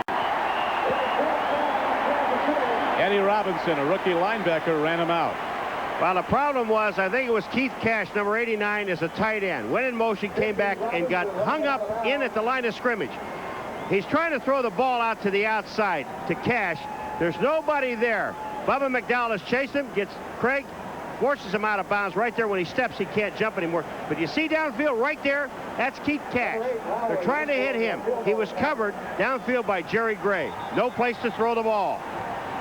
This will be from 20 yards out. So again, Nick Lowry comes out. And what a day he's had. 2 for 2, including a 52-yarder. He missed it. Lowry, who virtually never misses in close, just did. So the Oilers, their defense on the field, backing up, comes out of this long Kansas City drive without giving points. I said this surprisingly. I read it. He missed it. Not that guy. I mean, he missed it by a lot. No rush. Really no rush on him. I mean, he's got time to hit it. The ball is in a perfect spot. Barker got it down fine. He just hooked it. Darrell Lewis was coming in, but he didn't have a shot at it. If there's been one bad point, not Lowry, but one bad point about Kansas City today has been their coverage team, special teams coverage on kickoffs. And that's probably about the only thing. Saw that Nick Lowry cut 11 times by 8 different teams. And what's the end result? A Hall of Fame career, although that's not a memorable moment for him. The 52-yarder earlier was his 19th field goal during his career of 50 yards or longer. That's a new NFL record. It is not the longest field goal of this day. Del Greco, at the close of the first half, hit a 54-yarder for the Oilers. And we've got to, I mean, Houston's got to go to Lorenzo White. There's Nick, the kick. Lowry. He hasn't missed very many, has he? Thank you. Our producer, Glenn Adamo, checking record books here and said that is Nick Lowry's first miss of a field goal inside 29 yards. That is scary. But I mean, again, you've got to go to Lorenzo White if you want to get back in this ball game. That time, Moon forced 3 passes downfield. They're going to go to Lorenzo real quick here. Lorenzo White. I was thinking more throwing, but you know, that'll work too. Fred Barnett, a 34-yard touchdown reception. That's a big game for the Chiefs. They'll have a 1-game lead if they win this one on Denver. San Francisco getting a big day. There's Carl Pickens, rookie for the Cincinnati Bengals. His second kick return is for a touchdown in his rookie year. Both quarterbacks, Gannon and Vinny Testaverde, are out of that Tampa Bay, Michigan game. Well, there's some quarterbacks dropping again this year, Crick.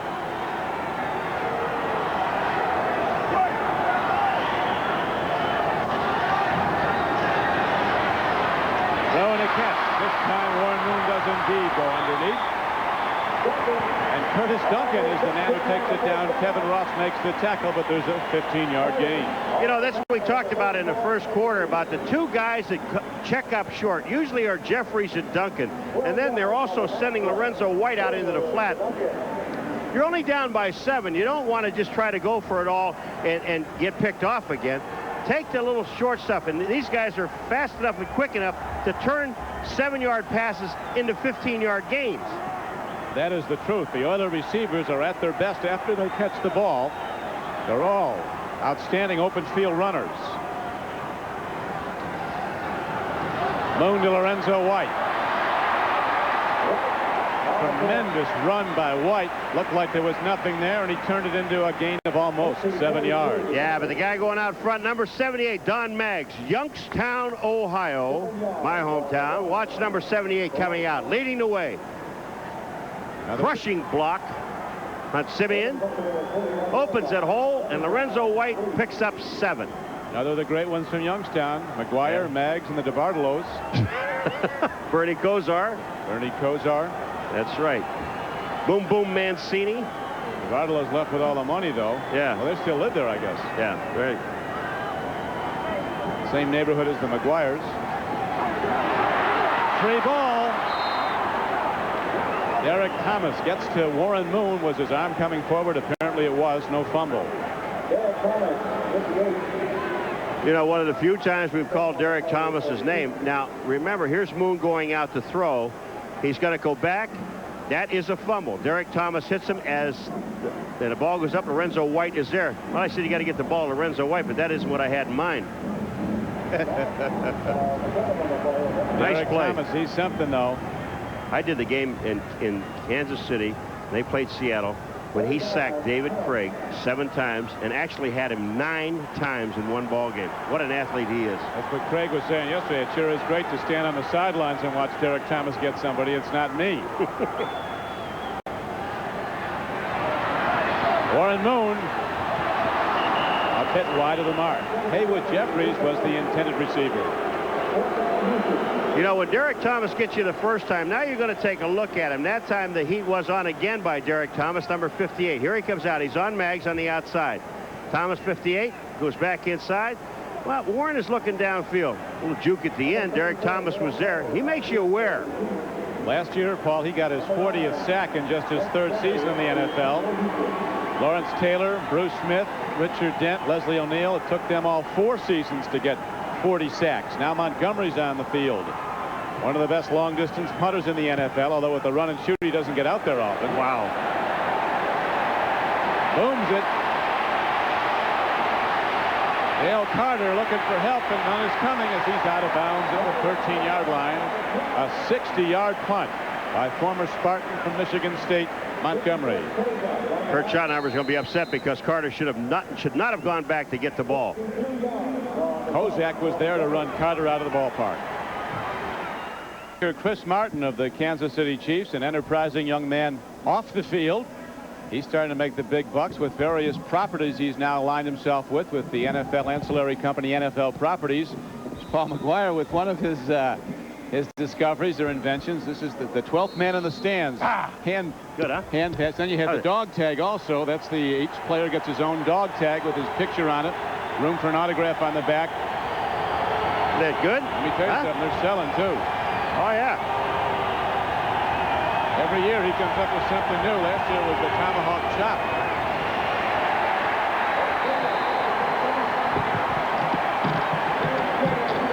Not much there for the Kansas City runner.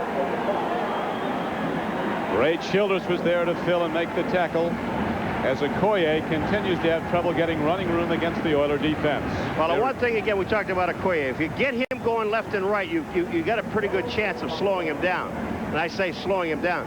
But if he's coming straight at you and he gets those shoulders square going in through that hole, grab your socks.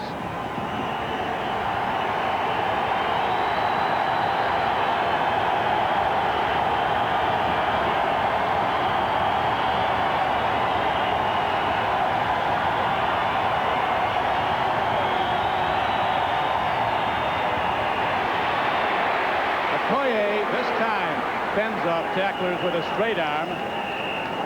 Rick Graff finally gets him. We got some scuffling going on downfield.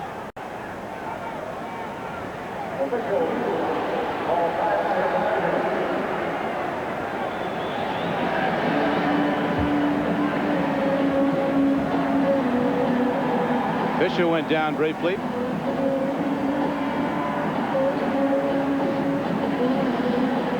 Three minutes and 16 seconds to play in the 3rd quarter here at the Astrodome, and the Chiefs lead the Oilers 13-6.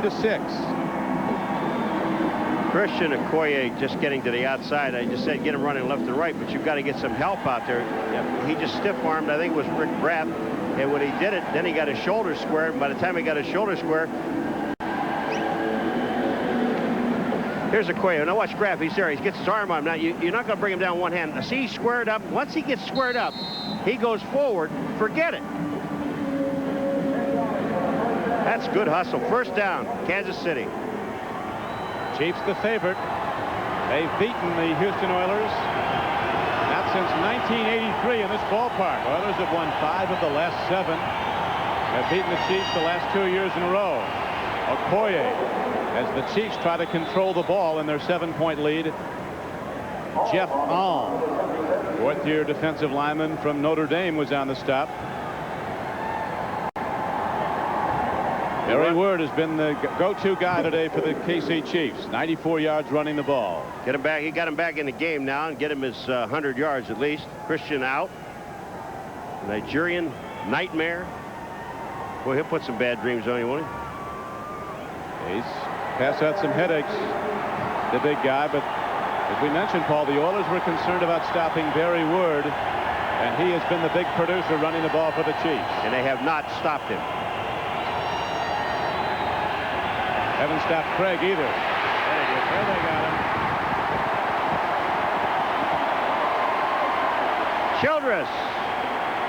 But the single most significant statistic in this game, the Chiefs have turned the ball over. Not at all. The Oilers have turned it over 3 times. All right, here it comes again, and Childress, it gets there. Fuller gets there. Sean Jones gets there. The only one that doesn't get there is Jeff Alm, but he's in the area. You see number 76 there, but the other 3 were there. Good hit, and you're right. And on that 3rd turnover, Lowry misses a cheap shot field goal. So that could have been 13 points on turnover.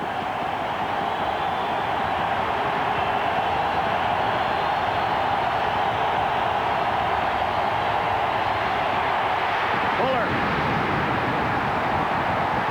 Hey, the big punt by Montgomery that pinned the Chiefs back seems to have ignited their defense, because at the moment, the D side of the ball, Houston Oilers defense has taken over this game. Left side, you'll see 79 Childress, but watch the left side. Keep watching. 95 comes in, and that's Fuller. Right there, Craig almost lost the ball. Sean Jones in here again, and this time Alm to help out. Up on the matrix, they got a picture of Arnold Schwarzenegger and his famous quote from the Terminator movie, "Hasta la vista, baby." Three downs and out for the Chiefs offense. Barker hits a high punt downfield. Pat Coleman at his 42. Living dangerously, looking for help. Didn't get it. Very good special teams play by the Kansas City Chiefs. 45-yard punt and a 3-yard return. So Dave Craig gets some counsel now. Joe Pendry calls the offensive plays for Kansas City, while Warren Moon comes out to go to work for the Houston Oilers. They've never led in the game. Kansas City took a 3-0 lead. Oilers tied it.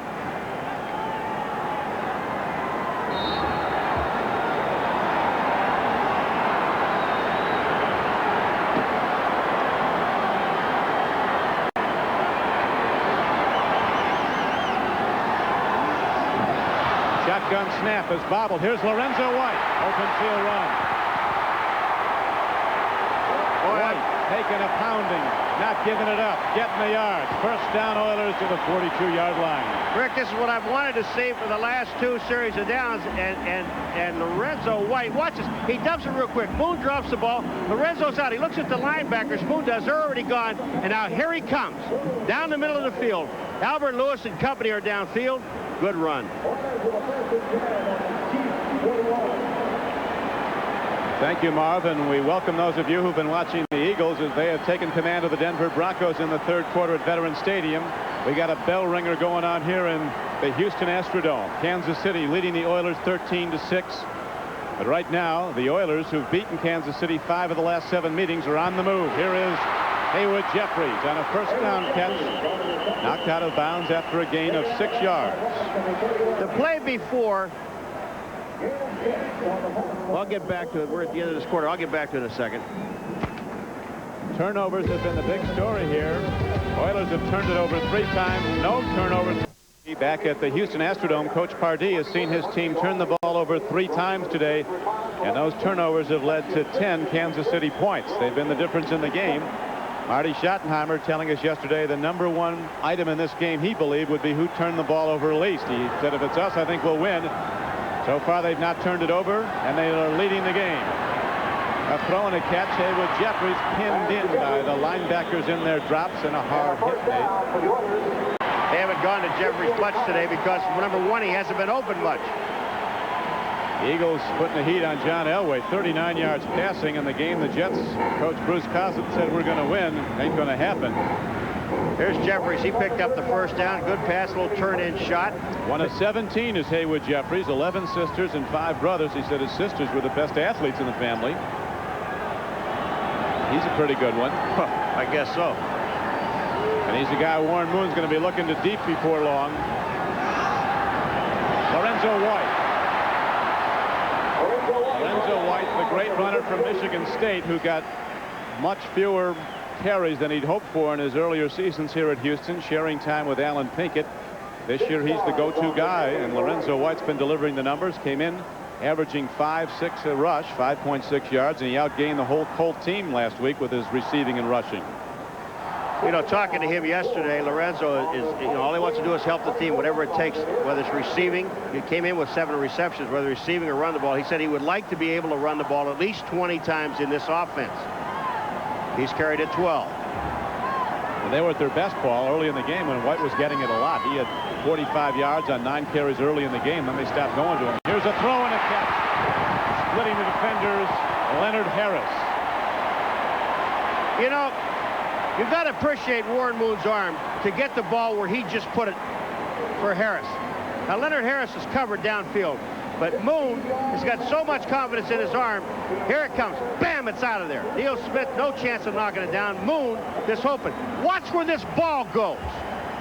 Keep an eye on it, just on the football. Right between 2 defenders. There was just no chance. Terry was there, Albert Lewis was there, and the ball was there first.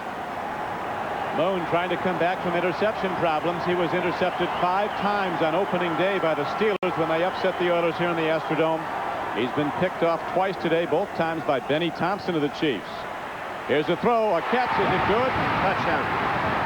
Touchdown signal, and the Oilers are ready to tie the game with the point after. Leonard Harris making the touchdown reception. You remember what Neil Smith told us about how quick Moon gets it there. Watch how fast this ball gets there. Bam!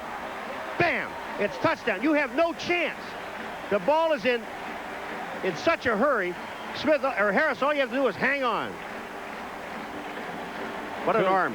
2 years ago at Kansas City, Warren Moon passed for 527 yards, second most in NFL history in any single game. Last year he quarterbacked the Oilers to a 17-7 win over the Chiefs here in the Astrodome. He struggled at times. It now comes up with the big throw, and the game is tied 13-all with 12:39 left to play. Warren Moon, the trigger man, in the run and shoot with the game-tying touchdown. The Oilers kick off when we come back. A game here at the Astrodome. Don Criqui with 2 of America's finest, 2 lieutenant colonels from the U.S. Army. Army Flyers, Jim Voss and Rich Clifford, and they'll be going up on October 6th and the part of the America's space program Discovery 53. Gentlemen, congratulations on what's ahead for you. It's very exciting, I know. What do you anticipate to find up there? It's just a shuttle mission this time, isn't it? Yeah, thanks, Don. Good to be here today and watching the Oilers play ball. We have a mission. It's a Department of Defense payload that we're deploying. Then we have a lot of other experiments we'll be doing during a 6-day flight.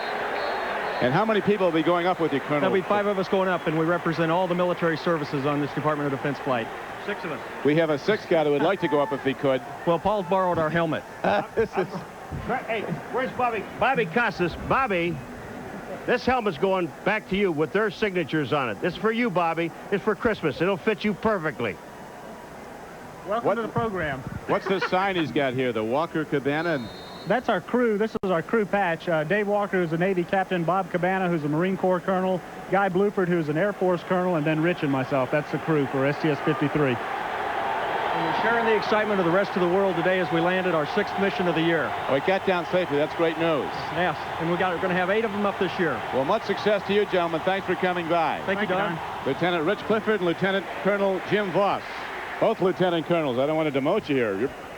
You're going for full bird very shortly. Mike will be able to go? I want to know. Can I go? Okay. Thanks, guys. Second down and 6 now coming up for the Kansas City Chiefs as the game clock ticks down. 12 minutes and 10 seconds left to play. Dave Craig, the 13-year veteran from Little Milton College, the guy whose college coach, Rudy Gadini, called a friend in Seattle, said, just give this kid a look, will you? He'd never been on a plane before he went to Seattle. Now he's been to the Pro Bowl 3 times, and he's leading the Chiefs in what could be a Super Bowl season for them. Hand off to Barry Word. Oh, nice Cutting run. back.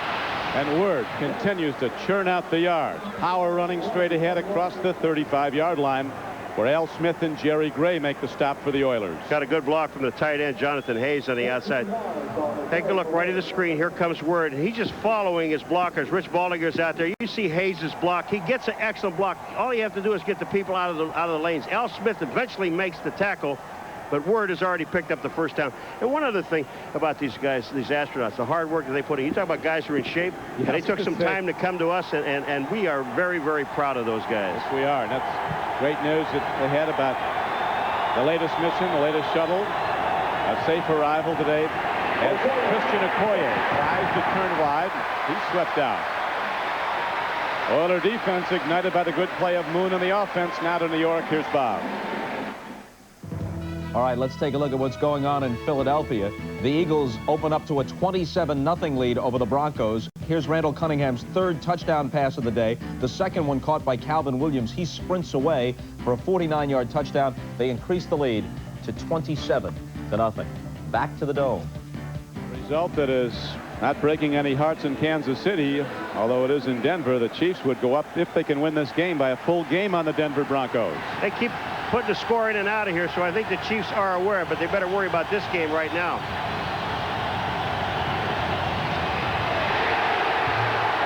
Oh, Childress. Great Childress. A head-on pop. The big Aggie from Texas A&M, who delivers down after down, playing on a very bad ankle. Let me tell you something, first of all. Jeff Alm, number 76, really makes the play because he makes Word go to his, or Okoye to go to his right. Watch this. See Alm there, 76? When he turns him that way, then he runs directly into Childress. And that was a collision. Major league collision. 250-pound runner, 280-pound defensive tackle. Full force into each other. 13-13 game. Crowd noise intense as Craig drops. Here's the rush. Up the middle he goes to Todd McNair. And again, Childress makes the play, running down the receiver. Childress, this time they run a screen. He's not only going upfield, reads the screen, and then comes back. Jim Eddy was talking about this guy, about how much he means to the defense. You see Eddy over there on the sideline smiling. That's it. That's right. But that time, Childress, red screen, gets back, 79, right of your screen, sees it. McNair throws away, and that's Lutz, number 72, throws him away and makes the tackle. Is that any good? That was real good. Now Pat Coleman is back to return the punt. There's Brian Barker. He's only punted once in the game. There's only been 2 punts. Not a high-scoring game, but there's been a lot of offense. Penalty markers down at the line as Coleman turns wide, and the Chiefs come calling on special teams. And another one. There's 2 penalties on this play. There's another one right where the tackle was made. Big punt by Brian Barker, 54-yarder. Dale Hamer, the referee. Does it? What? No, there's a penalty over here too, Dale. Game clock shows 8:39 to play. Oilers on their home field have never led in this game. Chiefs led early 3-0. Extended it after it was tied 3-3 to 10-3. Now it's a 13-13 game. We've had 2 50-yard plus field goals, one for each side. Nick Lowry hit a 52-yarder for the Chiefs, and at the close of the first half, Del Greco boomed a 54-yarder for the Oilers. Dale, clarify this now. We have 2 fouls on the play. 2 fouls. A post-possession foul. Holding number 27 will be accepted and enforced from the spot of change of possession. We have an illegal block on number 36, and that is declined. First down, timeout.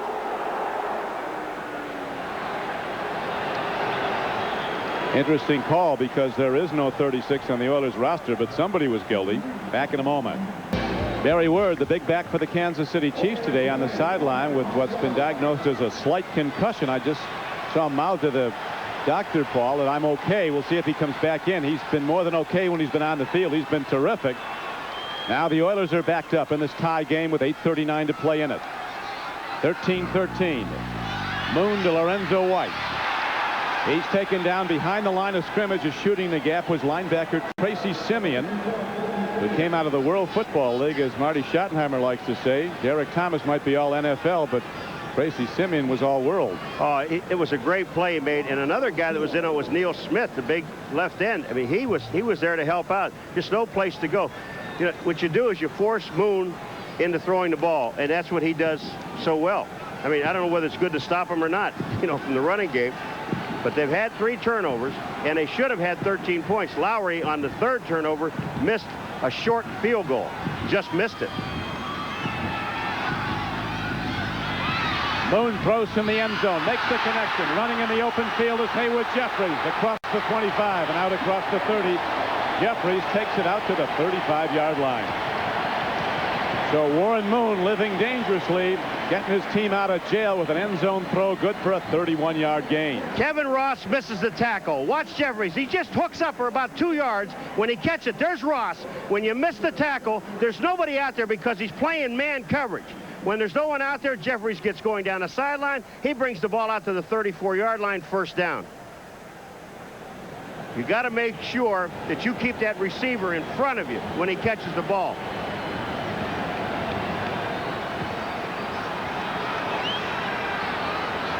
Lorenzo White remains the lone setback in the run-and-shoot offense as the trigger man, Warren Moon, lost another one. This ball may have been tipped. He was looking at Givens on a crossing pattern. He almost hit the referee with it, or one of the officials with it. Watch this. Moon throws to the outside, and that's Givens. You want to know why it's incomplete? Because the referee had good coverage.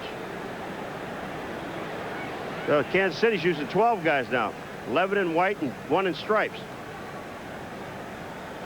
But you still have to go back to Lorenzo White, because when they take and they run Givens underneath away from one side back to the other, and then they bring Lorenzo White out where Givens was, there's nobody there. Lorenzo White is wide open. He's been coming underneath the linebacker drops all game long. Jeffries, who caught 100 passes to lead the NFL last season, is the target again, but he drops it. Moon likes Jeffries. Jeffries, with the 100 receptions, went to the Pro Bowl, had almost 1,200 receiving yards. Very rangy, stands almost 6'5". Most of the run-and-shoot receivers are built low. If there's one thing about this offense that is really distracting as far as Moon is concerned, when you get on a roll and you're moving the ball. Now, Jeffries made an excellent play, beat Ross, gets up the field, picks up the first down. Now they throw out to Jeffries again. It becomes, you know, it's 3rd down. You run one play, it doesn't work. The second play, the guy drops the ball who should have a first down. It's frustrating. Now you've got to get all 10 yards in one play. You've got to play mistake-free on offense. Big down now for the Oilers. 3rd down, and they need 10. He's looking at Jeffries. He makes the play. Ruled out of bounds. Moon goes right back to Haywood Jeffries. And inches from a reception and a first down, it forces a punt. They're just sitting right there. Now, does Jeffries have the ball? First of all, he has to have control. That he has. His foot's out of bounds. Good call. Excellent call. We have replay. The officials don't. Not anymore. It would have been again next would year, have been though. no good anyway. Montgomery, who hit a 62-yarder in his only punt of the day, standing in. There's Dale Carter, great return man, the rookie from Tennessee. End over end punt. This will come back at the Oilers. Carter comes up on it. Big one hop. Oh, Carter taking pops all over the team, and finally looked like he got hit with an elephant gun at one point. He kept going. Well, he got hit by Mike Dumas, number 38, is the guy he ran through, and Dumas comes back and makes the play. I mean, Dumas got drilled. Here it comes, Carter 34. He gets through here, and watch 38. Dumas gets him, not here, there. Here's the hit. The Dumas knocks him back. Now watch who makes the play. Coming back up again from behind will be Dumas. Not bad, huh? That's hustling. And there's a flag. It's a 49-yard punt and a 21-yard return, but we need some sorting out. Holding on the return, number 39. The penalty is accepted and will be enforced from the spot of change of possession. Timeout. You know what? First of all, they called one on 36. Neither team has a 36. In Kansas City, they don't have a 39. Neither team has a 39. This is wonderful. Line of award-winning automobiles, Mitsubishi, the word is getting around. By the people at Nike, who encourage you to just do it. By Radio Shack, America's technology store nobody compares. And by Delta Airlines. At Delta, we love to fly, and it shows. Mike Dumas, our hitting safety from Indiana, made the big hit on Dale Carter, but Carter kept on going. Now a penalty sets it back, and the Chiefs have the long field to go. First and 10 from their 8-yard line. High game, 13-all, fourth quarter. Barry Word's back in the game, but he's not going far on that carry as William Fuller and Lamar Latham combine on the stop. Now you talk about Mike Dumas and Carter. Dumas does hit Carter. Carter gets the first blow. Dumas ends up with the last one. What's left? Here it comes. Bam! I mean, he knocks him back about 2 yards. Dumas is down 38. But then again, it's worth seeing. Here comes 38. Dumas. I'll make my play now. Carter still picks up 2 more yards after he hits him. That's hustle by that man, Dumas. And Carter. Barry Word has now gained 113 yards, Paul, running the ball, 20 carries. Chiefs had big problems running the ball in their first 2 games, both victories. They had movement in the line, and is that John Alt, number 76? I think it is. The left tackle moved.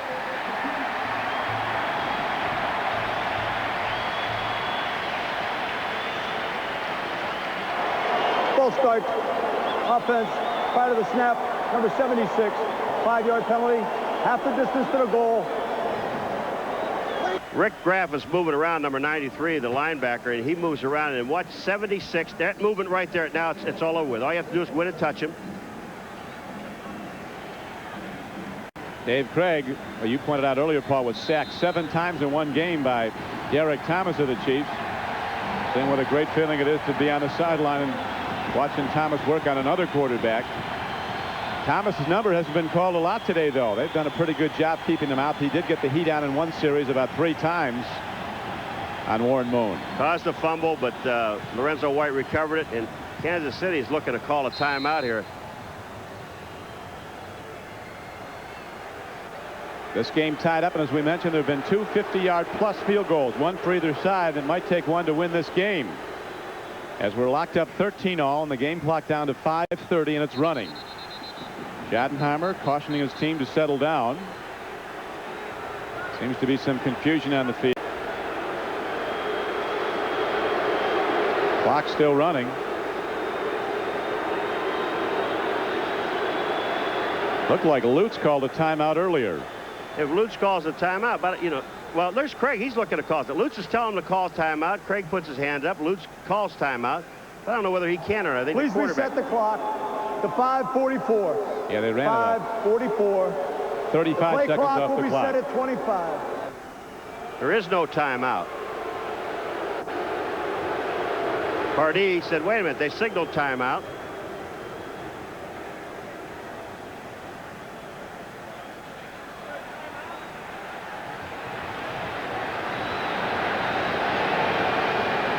Childress wants to delay a game penalty on top of this.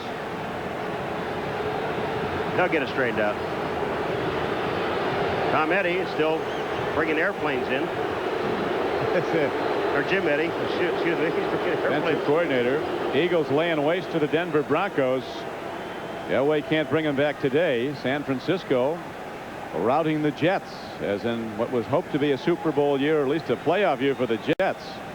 The Packers reset the play clock. Seems to be in ashes right now. 5 seconds. Now they've got 5 seconds to get the play clock, to get the ball off. My friend, slowly we're gaining on this thing. I know, it's getting there. They'll get it straightened out. They've got to wait. Now they got to run this thing down by hand, I guess, all the way down to 5 seconds. Let it go. They're at 19. Natives are restless. This is an advantage, really, to the offense and not the defense, because the defense is now standing around. They were pumped up. They stopped them. They made a play. And now the offense has a chance to regroup. Time to play football from the end zone, just as Moon threw a short time ago. Craig goes for it all. This guy short-armed the ball. He never made a reach at it. Willie Davis gave Craig nothing on that play. I don't think he lost the ball. He just, it really looked from up here. Never went for it. Yeah, he never went for it. There was double coverage on the outside. Now take a look at it. Is he reaching? He's still looking up, and the ball hit the ground. I don't know what he was looking at. He might have lost it in the light. Now here's Craig throwing the ball downfield. I mean, he's shaking his head before the ball. He was halfway there. Not happy, and with good reason. Maybe Willie was hoping it would stick in his face mask. Well, never put his hands up. I think what Craig was really doing on that play, seeing the double coverage, is throwing the ball away.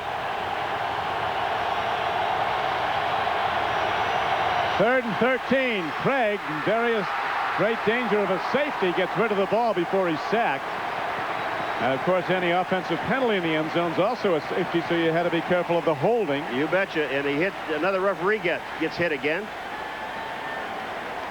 Craig was not happy with the series of downs, and he's looking, because when he threw the ball on 2nd down, you knew that when he threw it, he didn't even look at whether he was going to catch the ball. Davis was going to catch the ball or not. He just looked to the bench, and he wasn't happy with it. Alligator, he's got the alligator arms here, Paul. He never, this is a last play, but the Davis going for the ball without reaching for it. Now there's a punt coming from the back of the end zone by Brian Barker. Pat Coleman is back for the Oilers. They set up the return. High punt, but not deep. Coleman will fair catch it at the 39-yard line of the Chiefs. So with the game tied 13-13 and 5:24 to play, Oilers have the ball in good field position when we come back. Paul McGuire, Astrodome, Houston, Texas. Jack Pardee Oilers on offense with good field position in a tie game, 13-all. Warren Moon playing in some heavy humidity even in the dome. Fires out. Ball is taken in by Curtis Duncan. He keeps working inside the 30-yard line. He goes to the 29-yard line. And a first down it appears to be as we go back to New York and Bob. All right, Don, here's the Packers' #1 choice out of Florida State, Terrell Buckley, who has proclaimed himself the Jim Thorpe of the second half of the century. He goes 58 yards with the punt return for the touchdown. He drops to his knees in a brief moment of humility, but then jumps up and proceeds to worship himself and asks the crowd to do the same. Bengals 17, Packers 10. Hey, it ain't bragging if you can do it. I think he got in the end zone. 4:55 to play. Here's Lorenzo White. Big open field tackle. Coming up to make the play was the rookie Dale Carter, number 34. The play before, Kevin Porter, number 27, missed Curtis Duncan, number 80, the play before that set up the 9-yard gain. Now they come back. They run Lorenzo White. This year, especially with Lorenzo White in the backfield, the way these guys are blocking on offense, they now can run time off the clock. Where they couldn't before and had to throw the ball all the time, they can run the ball with that big offensive line. Oilers off to a disappointing 1-1 start in that they were upset on opening day by the Pittsburgh Steelers here in the Astrodome, and Moon was picked off 5 times. He played great last week at Indianapolis where the Oilers beat the Colts. Lorenzo White. Hit, spin, and he's ahead for a gain of 6 yards. Well, we're talking about this offensive line being able to block as well as they do because Lorenzo White is back there. Big guy, 227 pounds. Watch the pit. Get into the center. Munchuk, Mags, watch these guys. When the blocking is like that, Moss, number 63, falls back out and slows him down and enables Mincy to get out there and help out on the tackle along with Simeon. But when that offensive line explodes like they're exploding there, there's a hole open up. They pick up 5 yards. Lorenzo White working on those size 15 6E shoes. There's Kevin Gilbride, offensive coordinator. The man who, with Warren Moon, designs this run and shoot. Throw to the end zone. Touchdown, Ernest Givens. Oilers take the lead.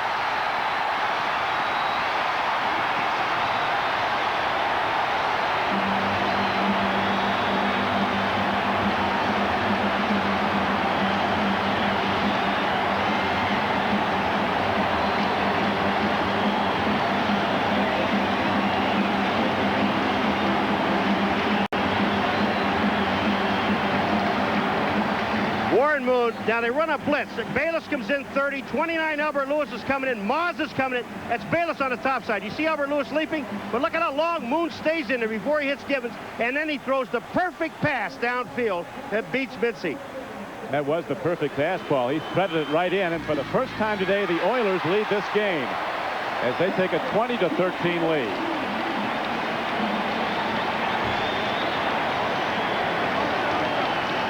Got all the good moves. I like it. Here he goes.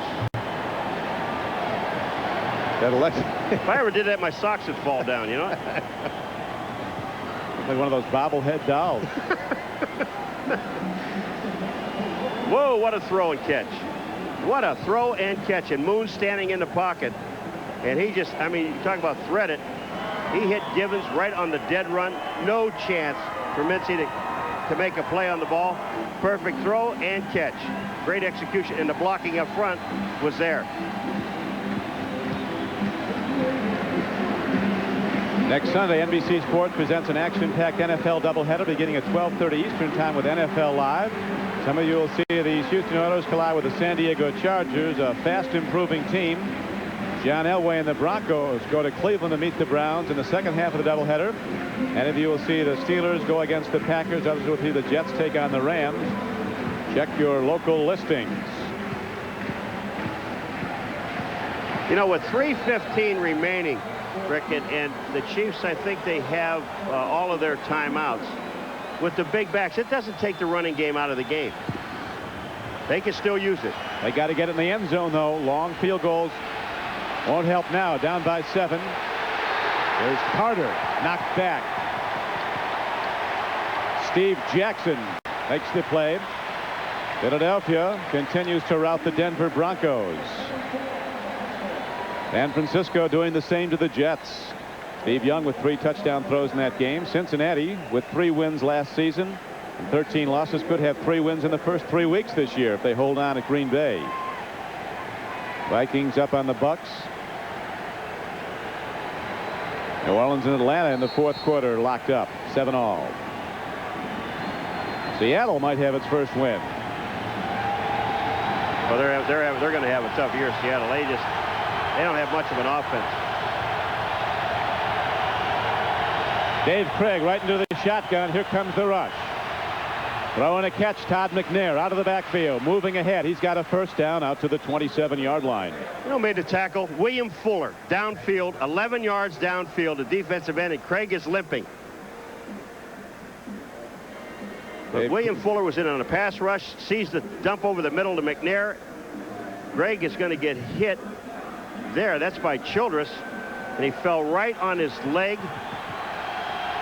Hurry up offense. First down throw by David Craig. It's blocked. Big Doug Smith got his hands on it. Big guy might have been headed for glory yet he caught it. It was coming pretty fast, though. Catch it.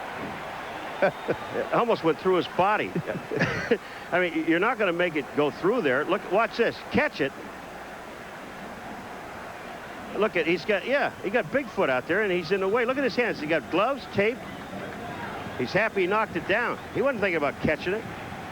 Big Doug, size jumbo petite, about 320 pounds.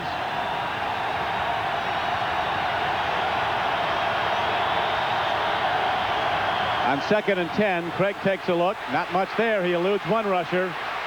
Fires downfield. Caught beautifully. Coming down with the ball was Fred Jones. Big hit, and they get out of bounds. Jones stopping the clock with 2:22 left to play. David Craig, first of all, what he does, though, is he gets away from Sean Jones. Sean Jones is blocked on the ground. He's chasing Craig. Look at Craig slips to the outside. Here comes Fuller, number 95, and then they just throw the ball downfield. Excellent play. Excellent play, Fred Jones. 22-yard catch and run. They need a touchdown.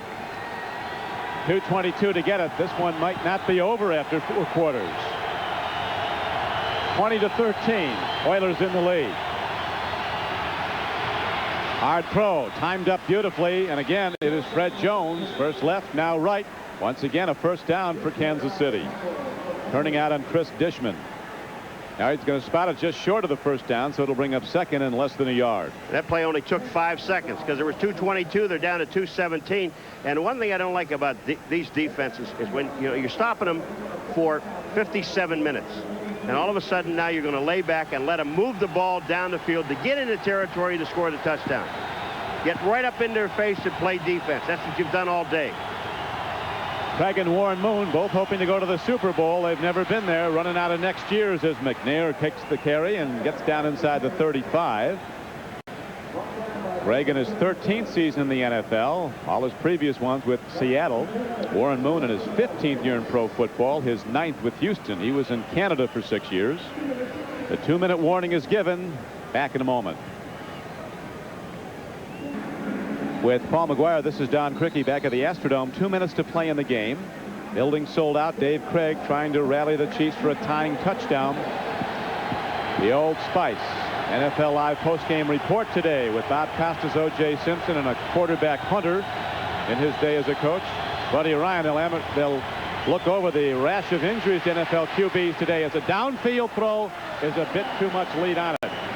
J.J. Burden makes the catch, but both feet were out when he came down with the ball, and that brings up 2nd down and 10 for number 17 of the Chiefs and his offense. Well, that time Craig just didn't get himself set before he threw the ball. Sean Jones was there. Doug Smith was there. Houston is running a 3-man rush. They were getting close to him with a 4-man rush. He only ran 3 that time. And when Craig stepped up to throw the ball, he was not set. So he didn't get enough on it to get it to J.J. Burden. When he did catch the ball, he was out of bounds.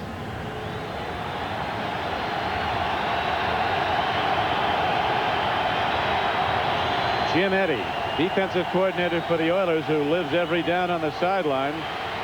He'd almost rather be on the field as McNair on a draw takes it down to the 25-yard line.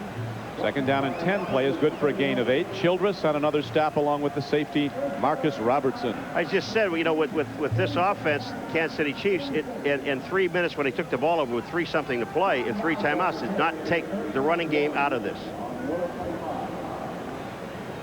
Game clock down to 1:46 to play, and the Chiefs. Technology Store.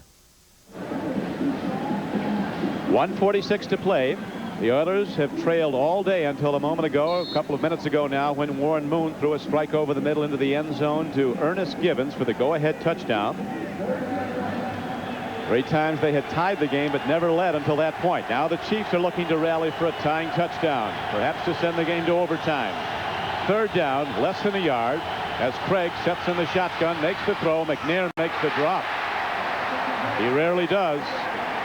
Jerry Gray, the former L.A. Ram, number 21, who came to Houston as a Plan B free agent, was there to cover. And it'll be 4th down. That would have been a 1st down. Oh, you've got to go. You can't kick a field goal, and you can't think about anything but 7 points. Or you only have about a little over a yard and a half, not even 2 yards to run. I wouldn't be surprised to see a running play here because you still have 2 timeouts left. There's 1 minute and 42 seconds left to go. Word is in the game. And so is tight end Jonathan Hayes.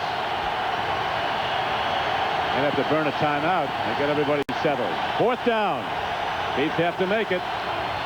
And they do. Barry Word.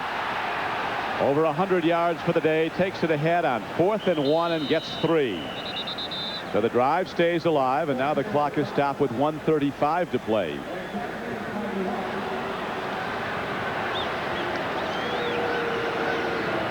I mean, to me, it was a logical play to give it to Word, and he's the guy who's been getting the yards all day long, running with the football. Give it to him. He could pick up 2. Actually, all he needed was 1.5, and he picked up 3. Jack Pardee, you don't see that much emotion in Jack that often. He doesn't carry a clipboard or anything either, does he? No headset, no clipboard. 1st down, Kansas City. Beautiful swing pass to McNair. He stays in and he gets out of bounds. Stops the clock. Gain is only 3 yards. Jerry Gray was covering. Field goal of no help with 1:04 to play. Craig has to get the Chiefs into the end zone to tie it. A couple of things, you know, that even you say, well, you got to score 7 points to tie the game to get it into overtime. But there's another thing way in the back of their mind, too. If we score 7 points, let's make sure there's no time on the clock to let Houston come back, because they can, as we saw at the end of the half, they can explode in a heartbeat and be downfield and get a field goal. Baron von Schottenheimer, he now pilots his own plane. Kind of happy with that plane, isn't he? Craig, second down throw. Well done by Fred Jones, a little receiver from Grambling with sure hands and quick moves. And he takes it inside the 15-yard line. Good for a first down. Jim Eddy, his defense backed up now, trying to hold out the Chiefs. 45 seconds to go in the game. Oilers lead it by 7.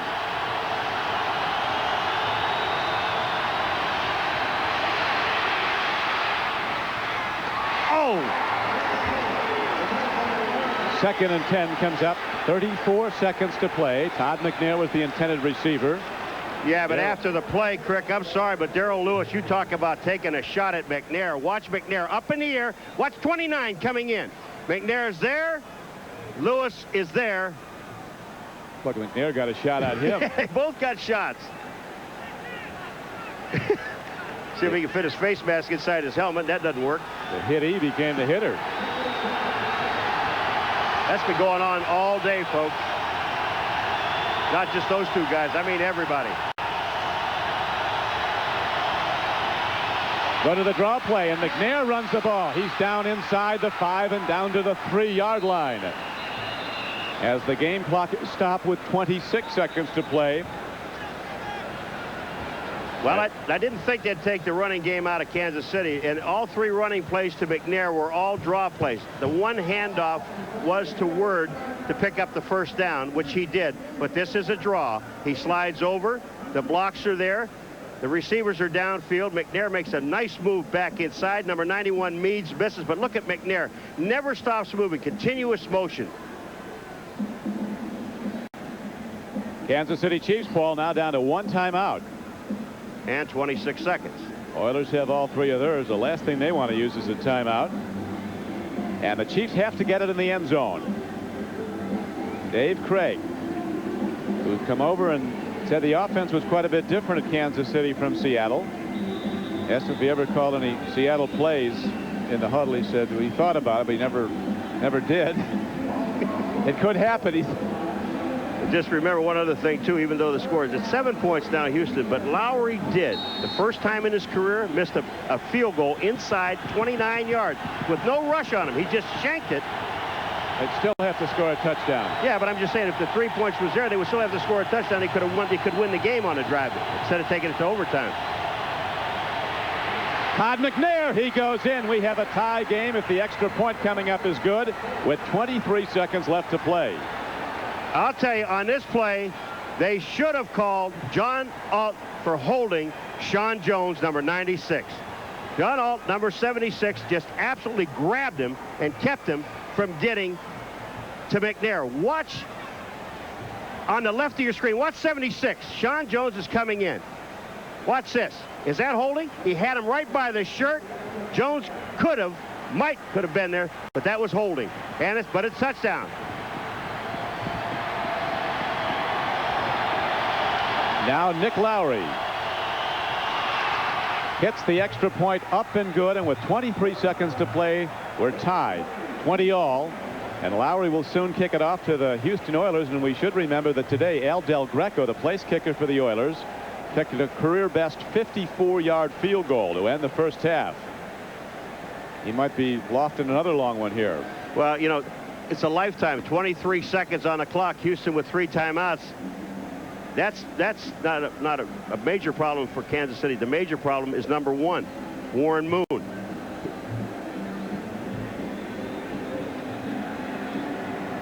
Oilers still have 3 timeouts. How many plays do you think they get off? You could get, well, if Moon goes downfield with it, you may get 2. Because, or, well, 3. But if he does short stuff, if you remember the one Craig threw going down was about a 16-yard pass to the outside. that only took 5 seconds. So you got 23. There's a possibility of getting 4 plays off. We'd like to welcome those of you who've been watching the Philadelphia Eagles beat the Denver Broncos 30-0. A much different game here at the Astrodome. 23 seconds to play, and a moment ago Todd McNair took it up the middle for the game-tying score for the Chiefs. And in this drive, it was a long drive. The Kansas City Chiefs did not get away from the run offense, and McNair ran, I think, 3 draw plays, and that one ending in a 7-point play. Back deep now for the Houston Oilers are Corey Harris, Spencer Tillman. On the opening play of the game, Harris on the right, a rookie from Vanderbilt, ran the kickoff back 100 yards and put on the all-time celebration. Outdid even Buckley of the Packers, but then they found a yellow flag back upfield and it came back. They're kicking away from him since. Here is Spencer Tillman, the former Oklahoma Sooner.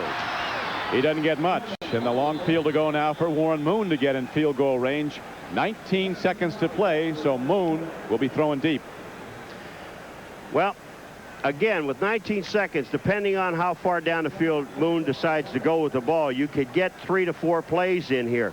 But again, he's going to have to take a timeout and make sure, he's got to make sure that Dale Hammer, the referee, is aware that when he throws, I want to call a timeout. So you keep your eye on me, and as soon as that ball is caught, tackled, or out of bounds, the clock stops anyway. But if it's tackled, I want you there so I can call a timeout. Here comes Warren Moon up to the line of scrimmage. First down and 10 and 19 seconds to work with in this tie game. He goes to a draw, and they'll quickly call a timeout. A most interesting Old Spice NFL Live post-game report coming up. 3 starting quarterbacks from NFC Central teams were injured today. Mikowski of the Packers, Testaverde of the Buccaneers, and Rich Gannon of the Vikings. And since the start of the preseason, 9 starting quarterbacks in the NFL have been injured this year. As the Oilers let the clock run out, they'll take their chances with the coin flip, and we'll go to overtime as we have the NFL Live Old Spice post-game report coming up. But right now we're set to go to end of regulation and on into overtime, where very often, Paul, the flip of the coin decides who's going to win the game. First possession often wins it. Yeah, and they got a slight boo because the Houston Oilers did have 19 seconds, and they had all their timeouts. Moon went up and elected to hand the ball to Lorenzo White. Did not take a timeout. It wasn't a loud boo. It was kind of a, okay, you're still in the game, and you still have a chance to win the ball game. But Houston didn't want to make a mistake, not down deep in that territory, especially with a kicker like Lowry. And Lowry, but he hit one from 52, so he could put the ball out. Del Greco's already hit one from 54. So I think you're right. First guy with the ball may win it. Tails is the call. It is a tail. What the ball? Which way you kick? Kevin Ross. Which way you kick it? Scared. Mark Hammer. And you kick this way. Kansas City has won the toss and will receive. So the flip of the coin. Kansas City receives. Chiefs will have the lead card when we come back after these messages from your local station. The ball in the long field to go rather than risking the interception and taking their chances on the flip of the coin, which they lost, and now they'll kick off to start overtime as Kansas City sends back the ever dangerous rookie Dale Carter, the volunteer from Tennessee who can bust at the distance. You know, I did the first overtime game when they changed the rule if you went to overtime, and the first was Denver and Pittsburgh in Denver. Right? Yep. Never forget it. I wonder when they're going to change the rule, Paul, where each team gets a possession. Not till next week. I don't think they're going to do that. I think it's just first team to scores. Sometimes you're right. It comes on the flip of the coin. I'll tell you something else. That flip of the coin not only went Kansas City's way, it also took the crowd out of the game. They were equally deflated. Now the kickoff. Spinner hit downfield by Del Greco. Here's Dale Carter from his 3-yard line. He has the great burst, tremendous acceleration. And he weaves his way up the sideline. Now Dave Craig and the Chiefs offense will come out and go on offense. 1st and 10 from their 27-yard line.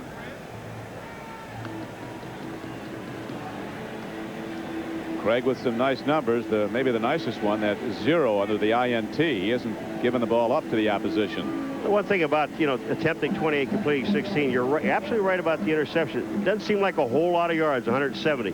But they've got 20 points out of that 170. And they also are in the overtime. They got a chance of winning the football game. That's right. Numbers don't mean a thing as far as I'm concerned. It's the final score. Numbers are even, the big numbers. 20-20 is the count as we start overtime. Don Criqui with Paul McGuire at the Astrodome in Houston, Texas. Dave Craig of the Chiefs with a one-back offense.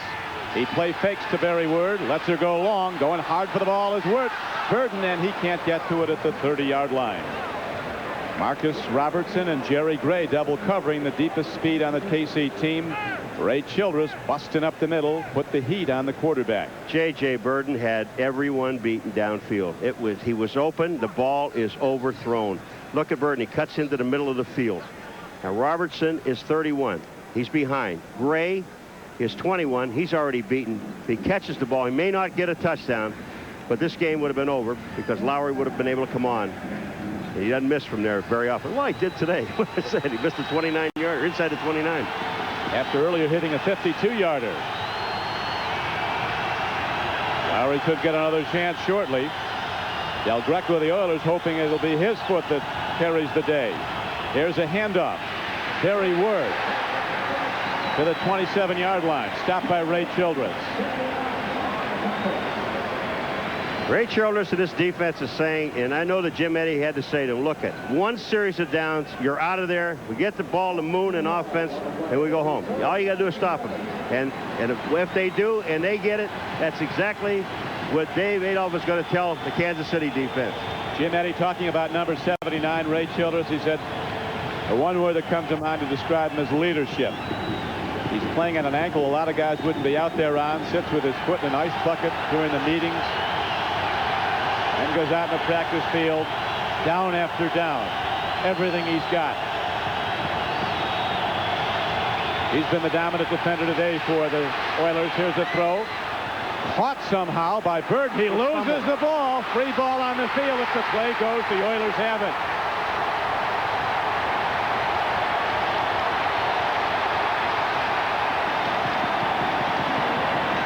Big Doug Smith put all 300 pounds on it. That ball might come out of there flat. The Oilers threw a blitz at him, at David Craig, both sides. 29 Lewis comes in, and there's 24 coming in, also Jackson. And look at Burton. What he's trying to do is get upfield and get a first down. But Dishman reaches in, grabs the ball. Smith falls on the ball, and now it's Houston. Offense, number 77, penalty decline.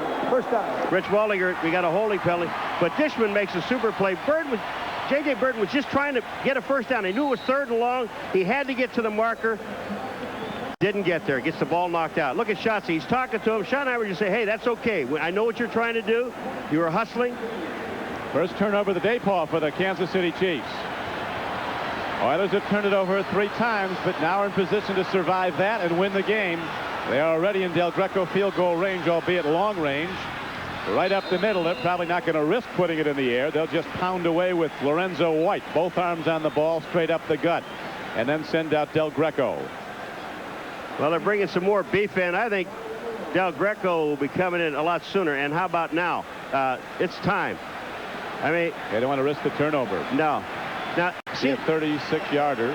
Just remember something. If something happens on this down, if they have a penalty, a fumble, or and they get the ball back, a bad snap, something happens, and they can't get the kickoff, they still have 2 more downs. It's only 2nd down. They're going to probably chill him a couple times. The executive producer of NBC Sports is Terry O'Neill. Coordinating producer of NFL football, John Faratzis. Today's game produced by Glenn Adamo, directed by John Gilmartin. As 13:09 remains in overtime. One more tick of the clock, and this game might be over when we come back. Del Greco ready to kick. And real estate. Al Del Greco from Auburn University. Played with the Packers, traveled around the NFL. He's a power hitter, had a career best 54-yarder earlier this game. It ended the first half. In fact, it was a 44-yarder. There was a penalty on the play. They set back 10 yards. The Chiefs taunted him. He boomed it from 54. Saved some select remarks for the Chiefs as he trotted off the field, and now he's going to have a chance to beat him. Well, I like this choice, too, because the guy that he really went after and put his finger up, and he almost had it ripped off, was Derek Thomas. And, you know, pick on one of those littler guys. Don't go after Derek. The Oilers never led in this game until they took a 20-13 lead in the fourth quarter. Then the Chiefs came back to tie it on McNair's touchdown run, and now a 39-yard field goal attempt by Al Del Greco in overtime with Montgomery the holder could be the decider. Snap and set down are good, and so is the kick. It's over. Del Greco carries the day with another field goal, and the Oilers rally to win this game over the Chiefs 23-20. Now for 3 straight years, Coach Schottenheimer's Chiefs have fallen to Coach Pardee's Oilers. You know, people have said about this Oiler team that there are so many individuals on this team, and they play as individuals. A game like this, where you win it in overtime against the Kansas City Chiefs and come back time and time again, overcome all of the turnovers that they had in the ball game. This brings the team together, Crick, better than anything that I know. It's a victory in overtime. Now they can get away from all of the junk that's been going on. Guys leaving camp, guys not happy with contracts. They're now 2-1. They're on their way. It'll bring a team together.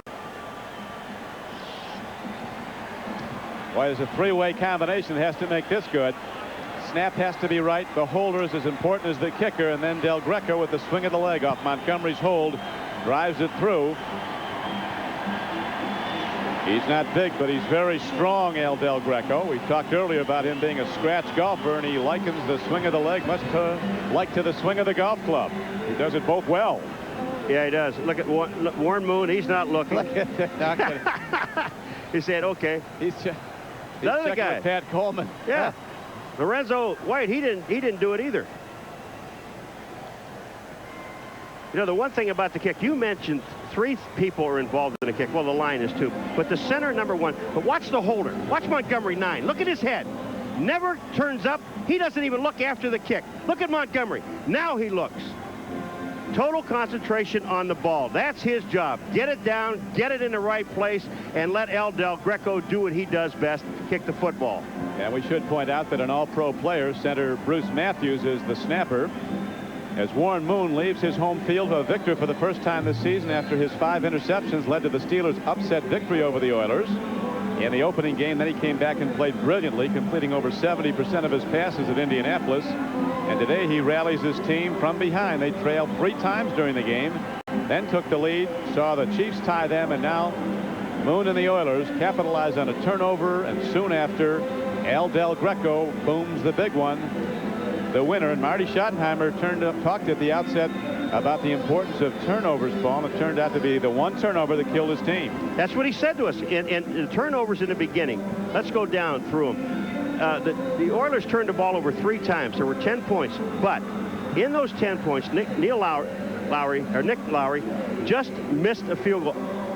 No rush, nothing. So Nick misses a field goal, which would have been 13 points.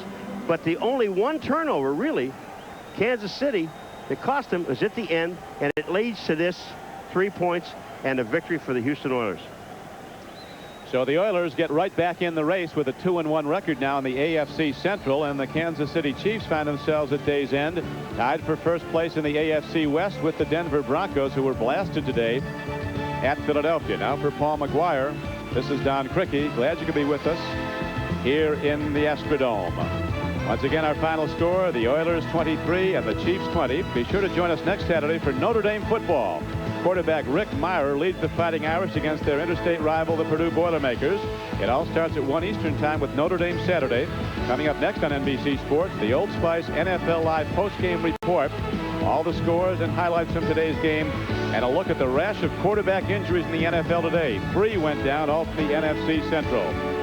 Now this is Don Criqui for Paul McGuire saying so long from the Astrodome in Houston, Texas, where the Oilers win it in overtime on Al Del Greco's field.